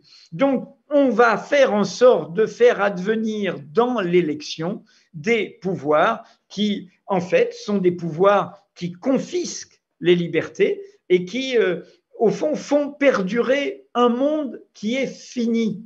Non seulement nous mourrons tous de notre belle mort, nous ne sommes que de passage dans ce monde, mais en plus, là, ce que documente l'urgence écologique, c'est que ce monde est fini. Ce monde ne peut pas continuer comme ça, sauf à penser qu'il y a une petite minorité qui va s'en abstraire pour laisser tous les autres crever. C'est ça qui me fait penser que le seul chemin aujourd'hui est celui des causes communes de l'égalité, sans distinction de conditions, d'origine, de croyances, d'apparence, de sexe, de genre, de culture et ainsi de suite. Nous nous retrouvons sur cette exigence de l'égalité. Et si on dit ça, tout en découle, tout en découle. ces régimes autoritaires, ces régimes qui se durcissent, y compris parce qu'il faut résister à une pression populaire qui monte parce qu'elle demande des changements. Ces régimes-là, plus ils sont autoritaires, plus ils ont tendance à faire la guerre à la vérité et à l'intelligence aussi. On le voit, les charges là récentes contre le monde universitaire, là où on produit de l'intelligence normalement, on le voit dans l'abêtissement, l'affaissement même de notre système médiatique aussi, jusque dans nos services publics médiatiques, où là voilà, il suffit de nommer la bonne personne au bon endroit pour que telle émission survive et telle autre disparaisse, etc. Mais on peut être tenté aussi maintenant de dissoudre des associations. On peut être tenté maintenant, pourquoi pas, de s'en prendre à un journal, à des journaux. Est-ce qu'il y a des craintes que, si 2022 se passe mal, Mediapart soit en danger? Est-ce que c'est une vraie crainte avec laquelle tu vis? Il y a des gens dans le chat, quand j'ai préparé cet après-midi, qui me demandaient mais comment il tient? Comment il va tenir, ou comment il tient, comment il arrive à croire en quelque chose en sachant que l'horizon est quand même bien sombre, y compris pour ce qu'on essaie de faire, c'est-à-dire documenter, discuter, réfléchir. C'est pas de la démagogie, hein, c'est pas pour faire plaisir, mais nous, à Mediapart, on tient grâce au soutien des lecteurs, hein, seuls nos lecteurs peuvent nous acheter, et comme j'aime à dire, et c'est ça qui nous fait tenir.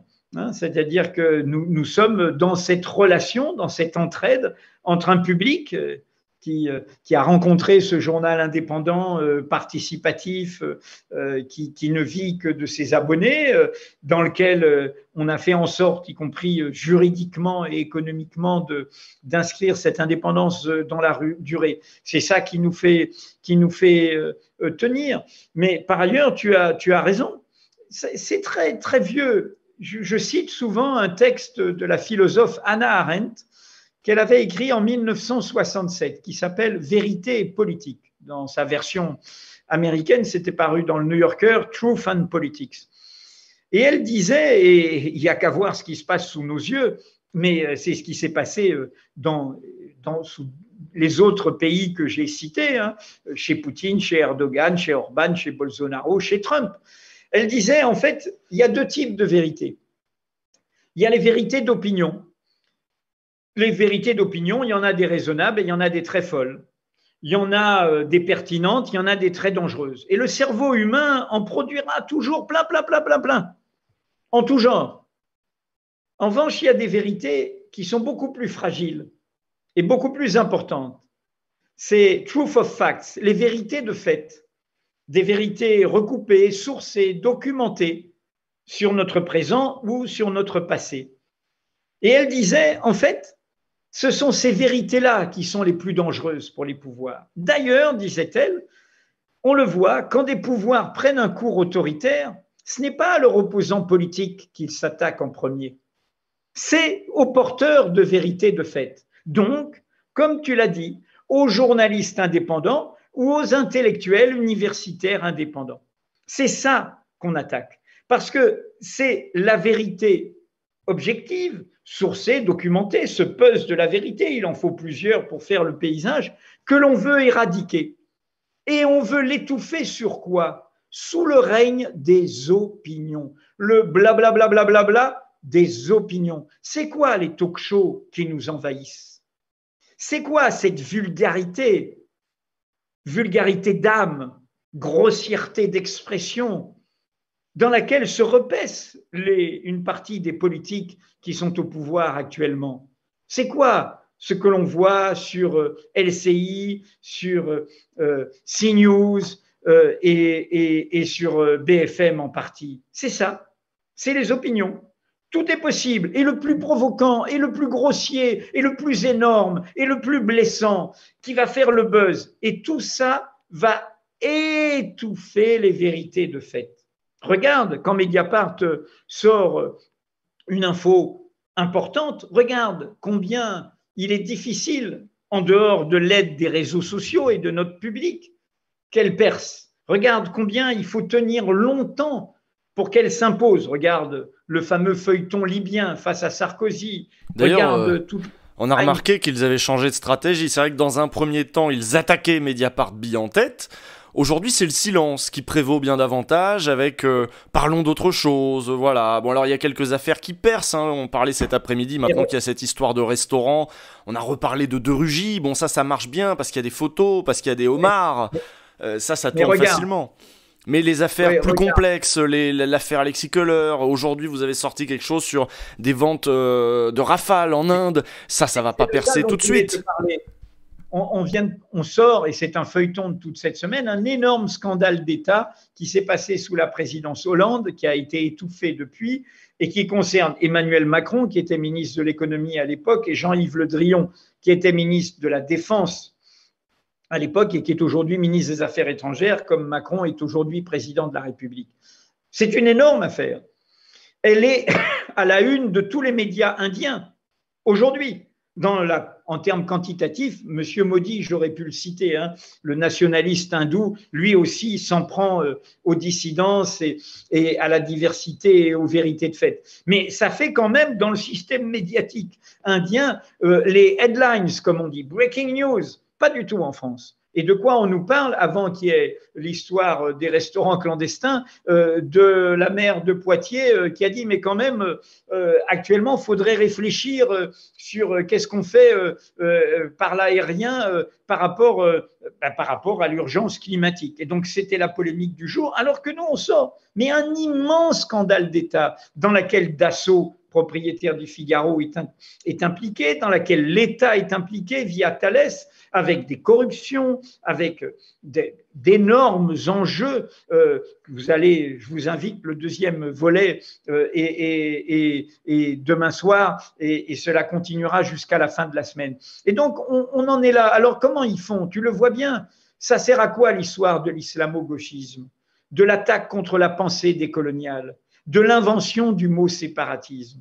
C'est essayer de tuer en calomniant, en stigmatisant toute pensée dissidente, toute autonomie de la pensée, de la réflexion, de la recherche, sans prendre aux libertés académiques, hein, et c'est ce que représente cette ministre Frédérique Vidal. Et quant aux apporteurs de vérité de fait que nous sommes, comment on fait?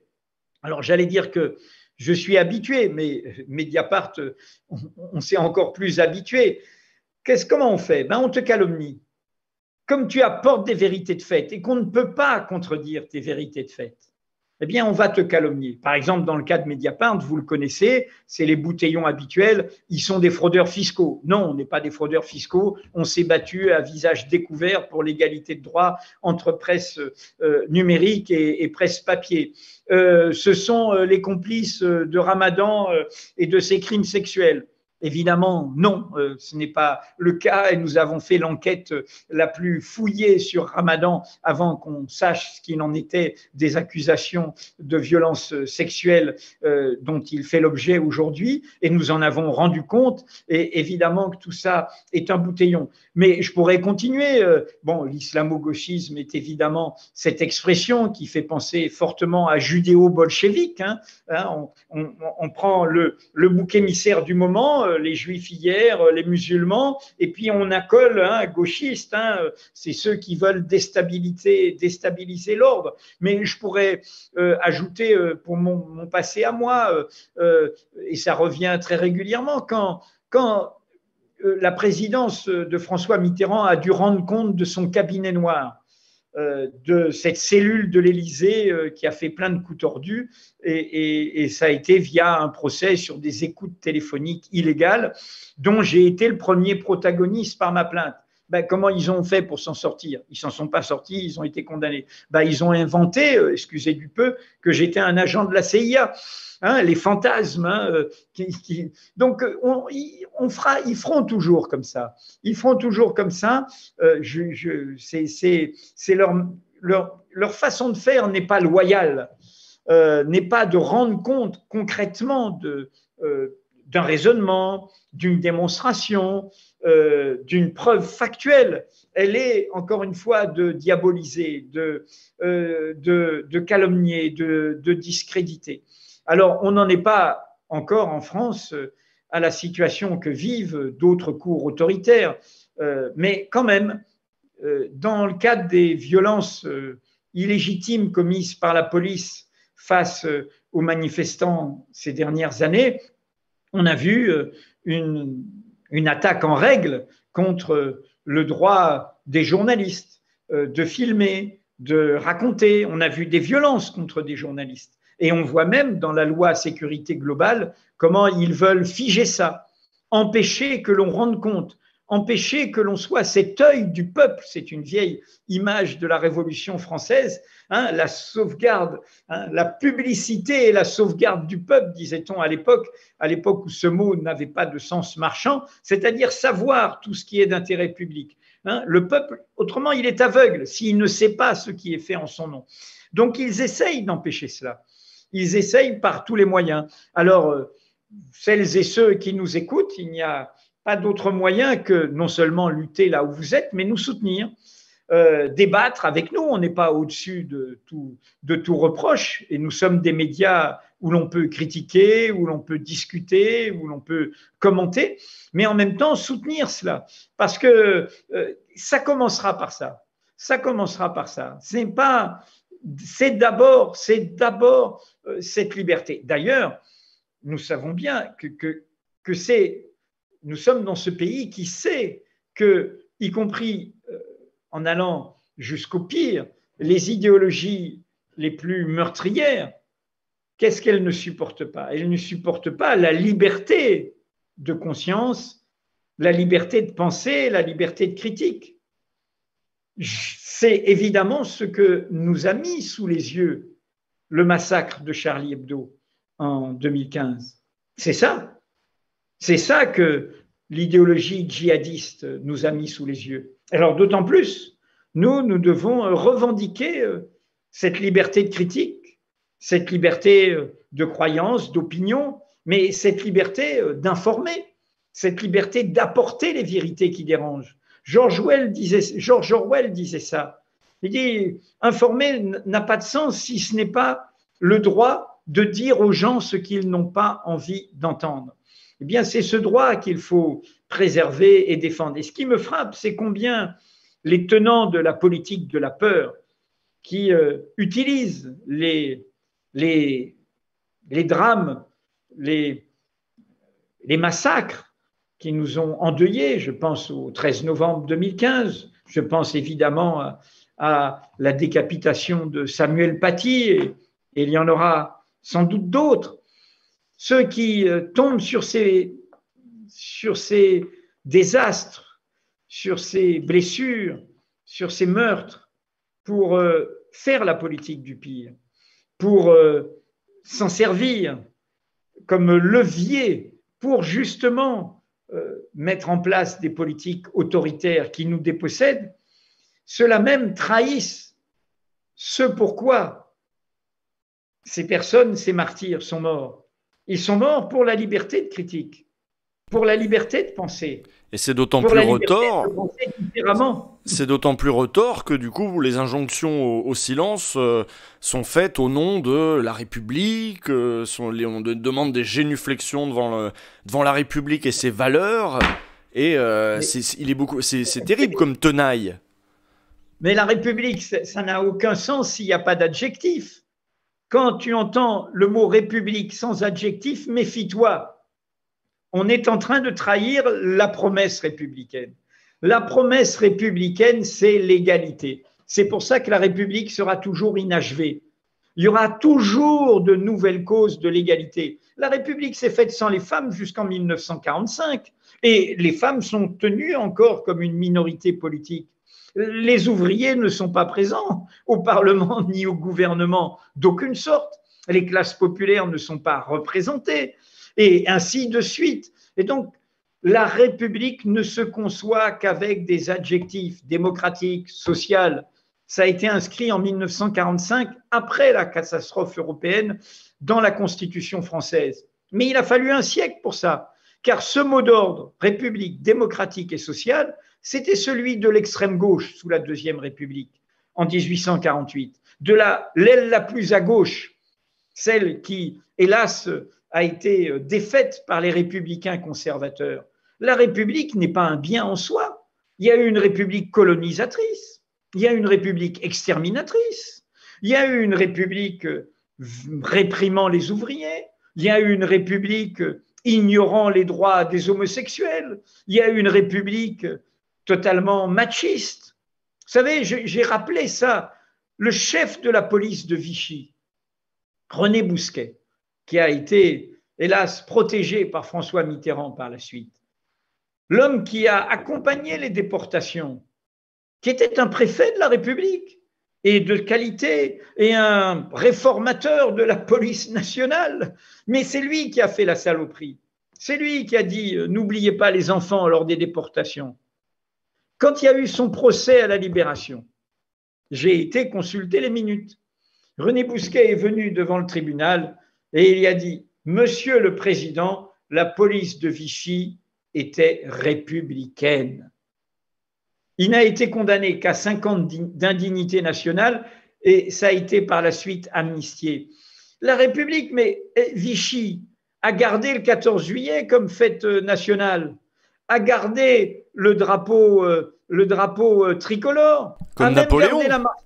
Comme Napoléon, c'est une année aussi d'enjeux de mémoire. On voit qu'il y a une lutte. Je crois que c'est. Je te termine sur Vichy. En revanche, oui. Vichy a changé la formule, la devise. Liberté, égalité, fraternité, c'est-à-dire le contenu. Et il a mis travail, famille, patrie.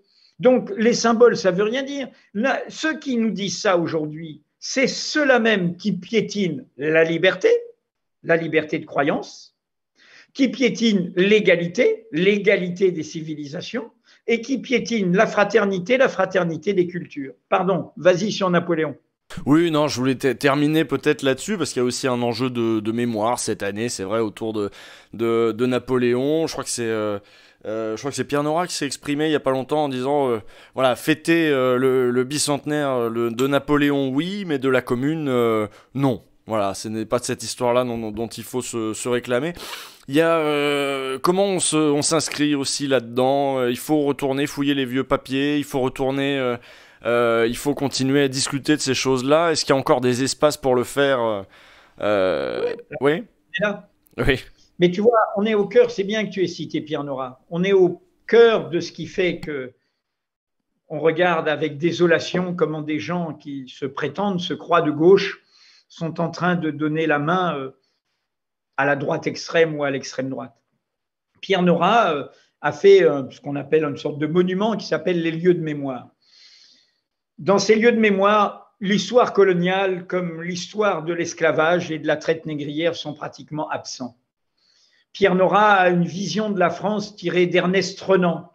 Qu'est-ce que la nation? Une élection. Ernest Renan était un raciste tout à fait patenté, qui pensait que les nègres sont faits vraiment pour être dominés. Il pensait même que la colonisation était un bienfait, pas seulement parce que les civilisations supérieures auraient droit à coloniser les civilisations dites inférieures, mais aussi parce que ça permettait, disait-il, et là on est au cœur d'une des questions qu'on a abordées, de résoudre la question sociale. Que le prolétaire français comprenne qu'il pouvait en dominer un autre, en devenant un instrument, un soldat, voire un colon de cette domination. Et en dominant un autre peuple, un autre inférieur à lui, eh bien du coup, il serait moins revendicatif. Et le Renan qui écrit ça, c'est après la Commune de Paris. Après le fait qu'ils aient vu le peuple de la Commune de Paris comme un peuple de barbares. Et notamment, nombre d'intellectuels de l'époque, pour certains, se sont rattrapés après et ont évolué en pensant contre eux-mêmes, mais il y a eu presque une unanimité du monde de l'intelligence, pourrait-on dire, de l'époque, de l'intelligence dite intellectuelle, parce qu'il y a toutes sortes d'intelligence et les diplômes, la culture n'empêchent pas d'être parfois bêtes et stupides. Et à part un Jules Vallès tout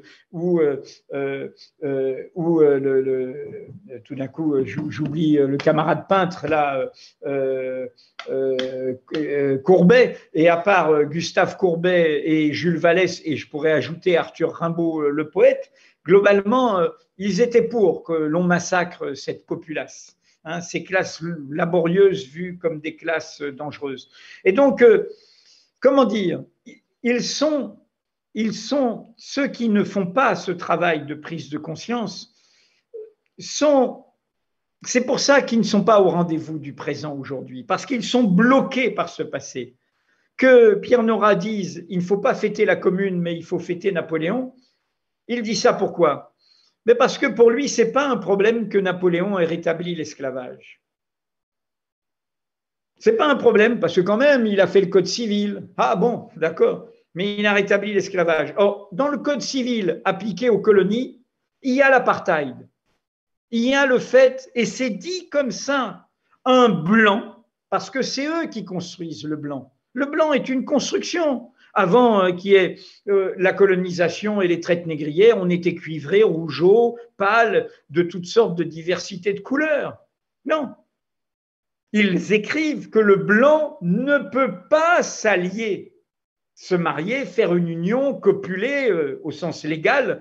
Il pouvait avoir le droit de cuissage, bien sûr, dans la domination, mais avec quelqu'un qui était en servitude, avec un esclave. Et le blanc, les autres, c'est des esclaves, c'est des nègres. Mais le blanc doit être protégé en tant que tel. Bien sûr, avec cette obsession aussi de la pureté raciale qui est déjà là, parce que un métis, par exemple, n'est pas blanc. Voilà. Bien sûr, bien sûr. Et derrière ça, et tu le connais, il y a eu même une épuration des armées révolutionnaires, car les armées révolutionnaires ont été des armées où des Noirs ont pu conquérir par leur vaillance des postes de responsabilité. C'était le cas du général Dumas, le père d'Alexandre Dumas, qui a été foutu dehors. Il y a eu une purification ethnique des armées sous Napoléon. Et c'était le cas notamment du grand Toussaint Louverture.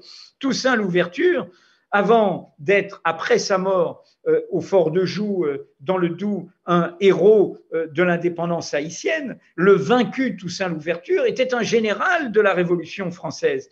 Alors, Napoléon, il rétablit l'esclavage. Napoléon, qu'est-ce que c'est? Il fait des conquêtes, il fait des massacres, il fait des crimes de guerre, Napoléon. Alors on va dire, ah ben oui, il était poussé par le souffle de la Révolution française. D'accord, c'était des gens de leur époque, ils se voulaient modernes.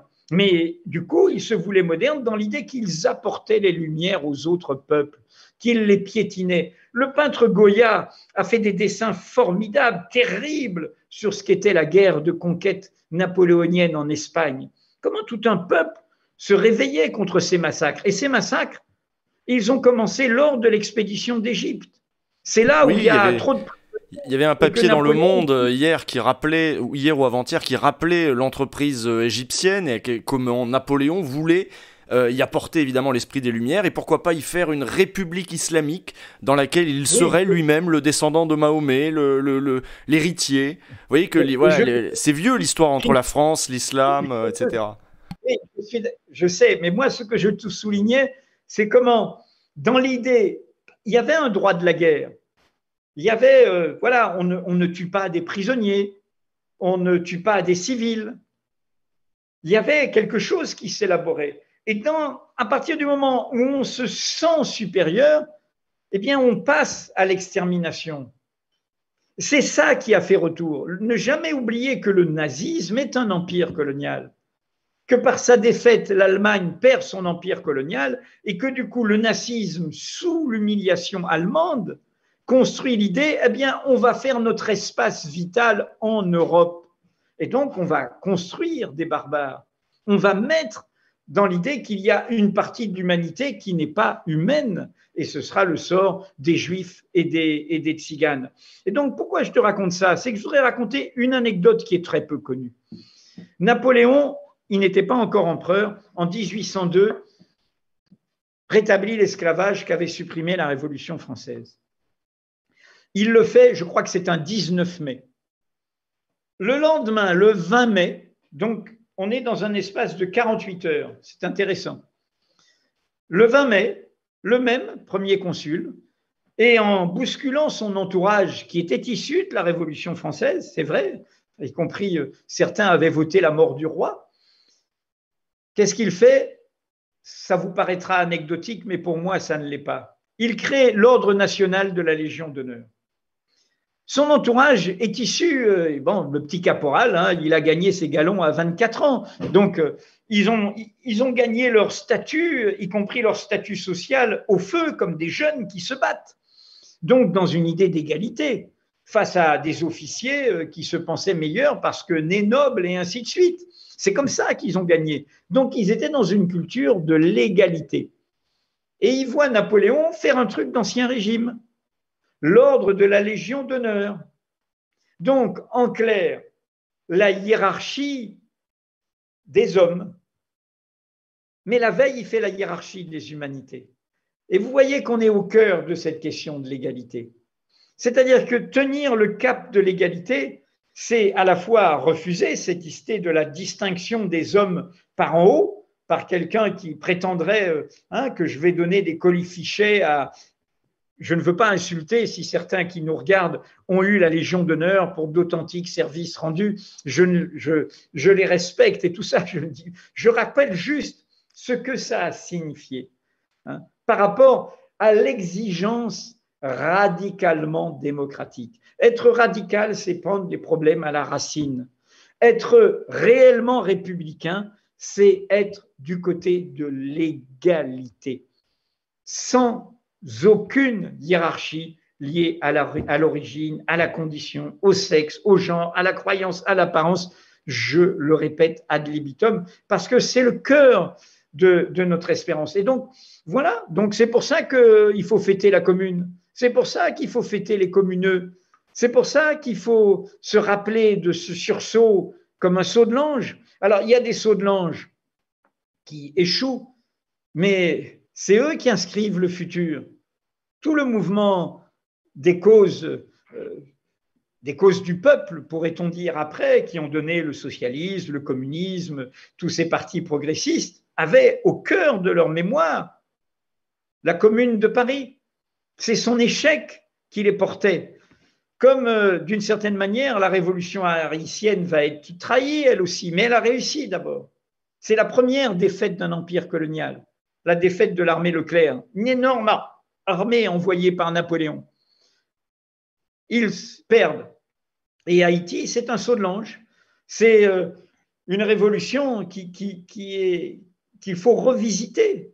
C'est exceptionnel. Vous savez, quand Haïti se passe cette révolution, il n'y a qu'une toute petite minorité de colons. La majorité du peuple de Haïti, ce sont des esclaves. Et la majorité d'entre eux ne sont pas nés en Haïti.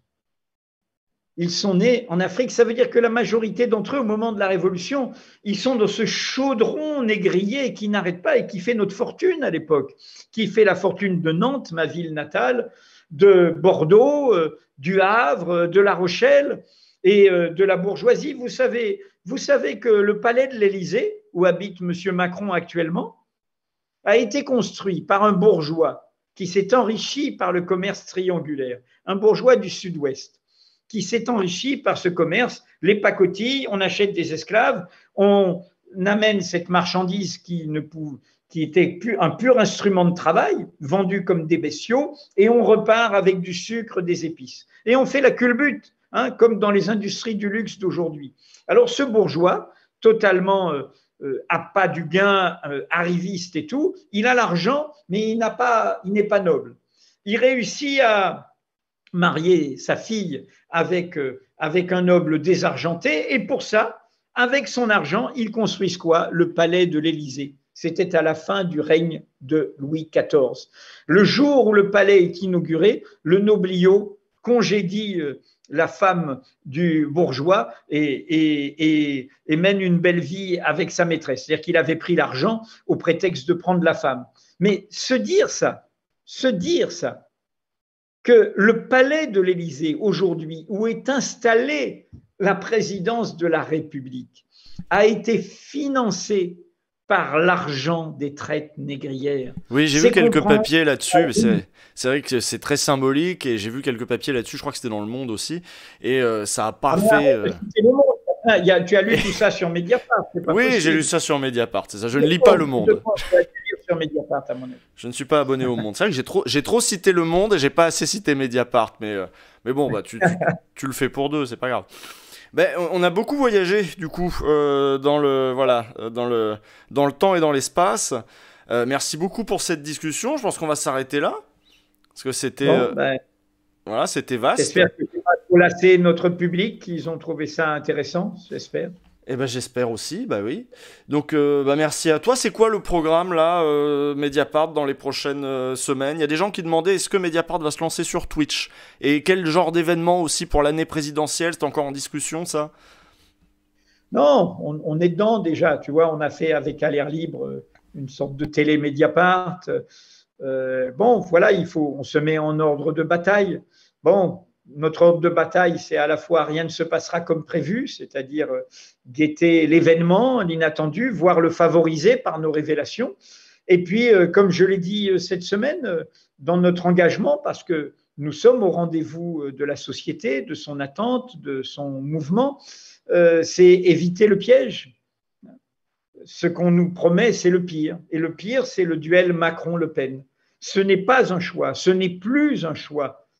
Le temps a fait son œuvre et Macron fait la courte échelle, déroule le tapis rouge, ouvre grand la porte à ce que défend l'extrême droite. Il n'est pas une barrière, il est une passerelle, comme aiment à le dire certains. Ça, donc, je pense que oui, tout le monde commence à l'avoir bien compris, ça. Voilà, ouais. Il faudra faire en sorte d'éviter ce pire, d'éviter ce piège. C'est ce qu'on a voulu dire en disant tout est possible et en mettant en parenthèse et voir le meilleur, même le meilleur, même le meilleur. Ça dépend de nous, comme toujours. Ça dépend de nous. Voilà, merci beaucoup, du coup. Et donc, je te laisse là. Merci. Moi, je vais débriefer ça avec mes gens sur le chat. Voilà, voir ce qu'ils en ont pensé, ce qu'ils en ont retenu aussi. Et puis, merci. À la prochaine fois, du coup. Et on pourra regarder ça. Il y aura la vidéo va circuler après. Oui, il y aura un replay disponible d'ici une semaine sur YouTube. Pas de souci. Très bien. Bon, merci Jules et merci de tenir bon aussi et de chercher avec entêtement et fidélité. Merci à toi. Eh ben de rien. Bonne soirée. Bye bye. À bientôt. Et voilà. Et là, voilà, tu peux raccrocher du coup maintenant. Voilà, parfait. Hop. Et ben alors les gens, on a vu beaucoup de choses. Hein. On a parlé de beaucoup de choses. Qu'est-ce que vous en avez pensé? Dites-moi. Dites-moi ce que vous en avez retenu aussi, surtout. Parce qu'il y a eu quand même beaucoup de sujets abordés, encore que même, il y a des thèmes très centraux qui revenaient très souvent. Et il y en a qui disent ça fait du bien, et je suis assez d'accord. Bon, c'est dense, hein, évidemment, c'était très dense, et en même temps, c'était... Edoui, il est intarissable. Hein, donc il y avait évidemment quelques longueurs que vous lui accorderez volontiers, j'imagine. Mais surtout, c'était... ça permet, putain, de voir autre chose, penser à autre chose, penser autrement, un petit espace de respiration. Oui, je dis on a parlé, j'ai pas énormément parlé, mais enfin je parle beaucoup sur cette chaîne d'habitude. La créolisation, oui, vous avez retenu ça. Donc merci aussi à toutes celles et tous ceux qui ont évidemment souscrit à la chaîne durant la soirée. Et merci aussi aux modos, évidemment, qui à mon avis ont eu beaucoup de boulot ce soir. Tu penses, il y avait marqué Usul, Edoui, machin, il y avait du monde. Je crois qu'il y a des gens qui sont venus, qui ont toqué à la porte en mode « Ah, ça va être marrant, on va aller voir les islamo-gauchistes, on va les emmerder dans le chat ». Et puis il y en a qui sont peut-être posés, qui sont arrivés là peut-être un peu curieux et qui en sont venus à finalement écouter, se rendre disponibles pour ce genre de discussion. Napoléon, toujours un connard, très bien, très bonne conclusion, oui. Mais je pense qu'il y avait d'autres trucs aussi. C'est quoi le plan de Edoui pour 2022 ? Il l'a dit un peu son plan. Son plan, c'est il faudrait qu'il y ait un programme précis, y compris un programme qui durerait 2 ans, voilà, un ticket gagnant avec 2 personnes, un duo paritaire, où voilà, tu te fais élire et ensuite il y en a un Premier ministre, un président ou une présidente, et puis on fait une constituante, et puis derrière... en 2 ans, un gros programme. Moi, ça me paraît un peu court quand même, 2 ans pour tout changer. Mais c'est ambitieux. Et bon, ça fait plaisir aussi d'avoir un message de oui, mais c'est possible, faut y aller. Parce que la gauche, c'est aussi et surtout le camp des causes qui ont l'air perdues d'avance. Et qui, même quand on trébuche un peu en chemin, même quand on se plante un peu, il en reste quelque chose. Il en reste quelque chose parfois dans les institutions, il en reste quelque chose dans ce qu'on a proclamé pendant un temps, il en reste quelque chose aussi dans la tête, dans la mémoire, un peu comme la commune, voilà, il en reste quelque chose dans la tête des gens. Et voilà, on est sur du passage de flambeau parfois, parce qu'on réussit pas tout. Quel serait le binôme féminin? Bah je sais pas, écoutez. Moi je sais pas, de toute façon là vous avez vu, Jadot il a lancé une discussion, il a dit je veux discuter avec tout le monde. Donc j'imagine que dans sa discussion il y aura... il y a un peu tout le monde d'ailleurs, il y a un peu tout le monde, enfin il y a surtout les chefs à plumes, comme on dit, il y a surtout les chefs à plumes des partis politiques, mais il peut se passer encore n'importe quoi, il peut se passer aussi n'importe quoi, y compris chez Europe Écologie Les Verts, hein, il peut se passer n'importe quoi au NPA, vous avez vu que Anas Kazib en est venu à proposer sa candidature, il peut se passer n'importe quoi, ouais je pensais Europe Écologie Les Verts, parce qu'on avait lu l'autre soir un article sur... merde, Sandrine Rousseau je crois qu'elle s'appelle, sur Sandrine Rousseau, parce qu'il n'y a pas que Piolle et Jadot, il y a d'autres possibilités, mais non pas Taubira, putain arrêtez avec Taubira, vous me fatiguez avec Taubira, c'est pas... on dirait que vous faites exprès. Hidalgo-Jadot, voilà le beau duo, voilà, Hidalgo-Jadot. Ah ça va être compliqué, hein. Ah ça va être compliqué. Monsieur Plenel réinvitera-t-il Macron? Ah bah ça c'est moins sûr, là je crois que la blague est finie quoi. Je crois que la blague est finie et que maintenant Macron est considéré à raison comme le meilleur, voilà, la meilleure porte d'entrée vers l'extrême droite et non plus comme un rempart. Hein. Peut-être que Jadot est l'espoir de la gauche, bien sûr, évidemment, on sait jamais ce qui peut se passer. Annick Jadot, oui, non. Bon bah très bien, oui Taubira elle parle bien. Macron il est cancel, ouais voilà, on a turbo cancel Macron là. C'est bon là. Autain plus Rousseau, Jean-Yves Le Drian. Bien sûr, alors Jean-Yves Le Drian, là, vous avez suivi, hein, Jean-Yves Le Drian, là, il devrait être un peu dans la sauce. Il y a des révélations, je sais pas si je vais vous mettre le lien dans le chat sur le premier papier. On y reviendra peut-être en live, hein, un midi, parce que vous savez qu'il y a des revues de presse ici le midi. En général, c'est le... on est quel jour, là? On est lundi soir. Donc en général, c'est le mardi midi... Pas tout le temps, mais mercredi midi, jeudi midi, voilà. En général, c'est mardi, mercredi, jeudi, un truc comme ça. Et quand il y a des entretiens, ici, en général, c'est le lundi soir. C'est un programme qui peut bouger, évidemment, qui sera peut-être un peu plus fixe l'année prochaine, mais pour l'instant, on en est là. Donc, Mediapart, là, la une de Mediapart, évidemment, abonnez-vous. Je vais faire mon boulot aussi, hein, parce que c'est vrai que j'ai un peu trop cité Le Monde, apparemment, je vais me faire taper sur les doigts. Voilà, la une de Mediapart, indemnité chômage, la guerre aux précaires, assurance chômage, l'exécutif s'entête à créer des inégalités, Macron tient son cap, l'égoïsme de classe, donc ça tape durant une de Mediapart, notamment sur la réforme de l'assurance chômage, qui devrait être relativement violente en effet.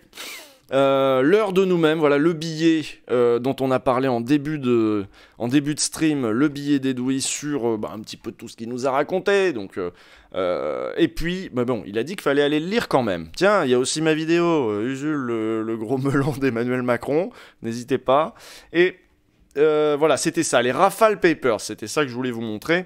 Rafale Papers, peut-être qu'on le lira demain ou après-demain, midi, dans la revue de presse, je vous le proposerai pour comprendre ce scandale qu'on espère voir émerger, qu'on espère voir repris, surtout dans les autres médias. On a parlé avec Edoui de la difficulté parfois de faire percer des sujets quand BFM, LCI, le journal de France 2 ou tout un tas d'autres rédactions n'ont pas tellement envie d'en parler. Parce que ce serait inélégant, on n'est pas encore sûr, il y a des frilosités. L'agence française anticorruption a découvert qu'en marge du contrat à 7,8 milliards des Rafales vendus en 2016 par la France à l'Inde, Dassault a engagé 1 million d'euros en faveur d'un intermédiaire poursuivi pour blanchiment. Mais l'AFA, donc l'agence française anticorruption, a enterré le dossier, premier volet de l'enquête de Mediapart, sur une affaire d'État qui mettra aussi en cause la justice et les autorités politiques. Donc il y avait déjà Macron aux affaires à ce moment-là, il y avait déjà Le Drian qui est toujours là. Le Drian, vous le savez, il est discret, on en a déjà parlé dans OLG, mais Le Drian, c'est notre vendeur d'armes en chef, il a un carnet d'adresses superbe, et il fait le tour, y compris des régimes douteux, pour vendre ce qu'on sait faire de meilleur, apparemment, c'est-à-dire...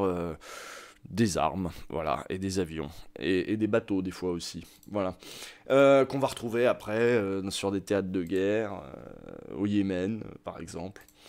Bon, voilà pour le programme à venir, j'espère que ça vous a plu, en tout cas vous étiez nombreuses et nombreux, oui des missiles aussi, Et donc merci d'avoir suivi cette soirée, cette folle soirée. Où est-ce que je peux vous emmener maintenant? Qui c'est qui parle de politique? J'ai une grosse responsabilité là. J'ai une grosse responsabilité parce que vous êtes nombreux et nombreuses, comme je disais. Personne parle de politique à cette heure-là. Là, c'est un gros raid, là, si je lance ça. Ah, bah alors, Elvire au Rouge qui parle de l'arrivée des politiques sur Twitch avec Pandoff et Bichette, mais en même temps, je pense qu'ils en sont à la fin de leur truc. Ça fait combien de temps? Ça fait 1h35. Bah écoutez, voilà, comme ça vous découvrirez une chaîne où tous les lundis, ça parle de politique, ça parle de société, ça parle de ce genre de sujet. Je pense que je vais vous envoyer là-bas, ne serait-ce que, même si vous arrivez en cours de route, ne serait-ce que pour vous, pour que vous découvriez cette chaîne, voilà, la chaîne d'Elvire. Et c'est un raid impressionnant, en effet, là. Donc, vous arrivez, vous êtes gentil, vous foutez pas le bordel, hein. Vous arrivez pas en faisant les gros relous. Je compte sur vous là-dessus. Voilà, vous restez sage, évidemment. Et on est sympa, évidemment, avec Elvire. On est sympa avec les invités. Merci à vous d'avoir suivi ce stream qui a duré, j'avais dit 2 heures, mais Edoui après il m'a dit plutôt 1h30. Résultat, on a dû faire 1h40, 1h35, 1h50, je sais pas trop, mais un truc dans ces eaux-là. Merci à vous, soyez sympas et on se retrouve très vite. À mon avis, on se retrouve demain. À bientôt. Je lance le raid. Merci d'être passé. Merci au Modo encore une fois. Et merci à tous les gens qui ont soutenu la chaîne entre-temps. Et à bientôt, donc revue de presse et éventuellement entretien plus tard. Et n'oubliez pas le OLG si vous l'avez raté. Et abonnez-vous à Mediapart, 11€. Hein, 11€ avec des tarifs pour les précaires aussi, évidemment. Ciao. Et je coupe le stream.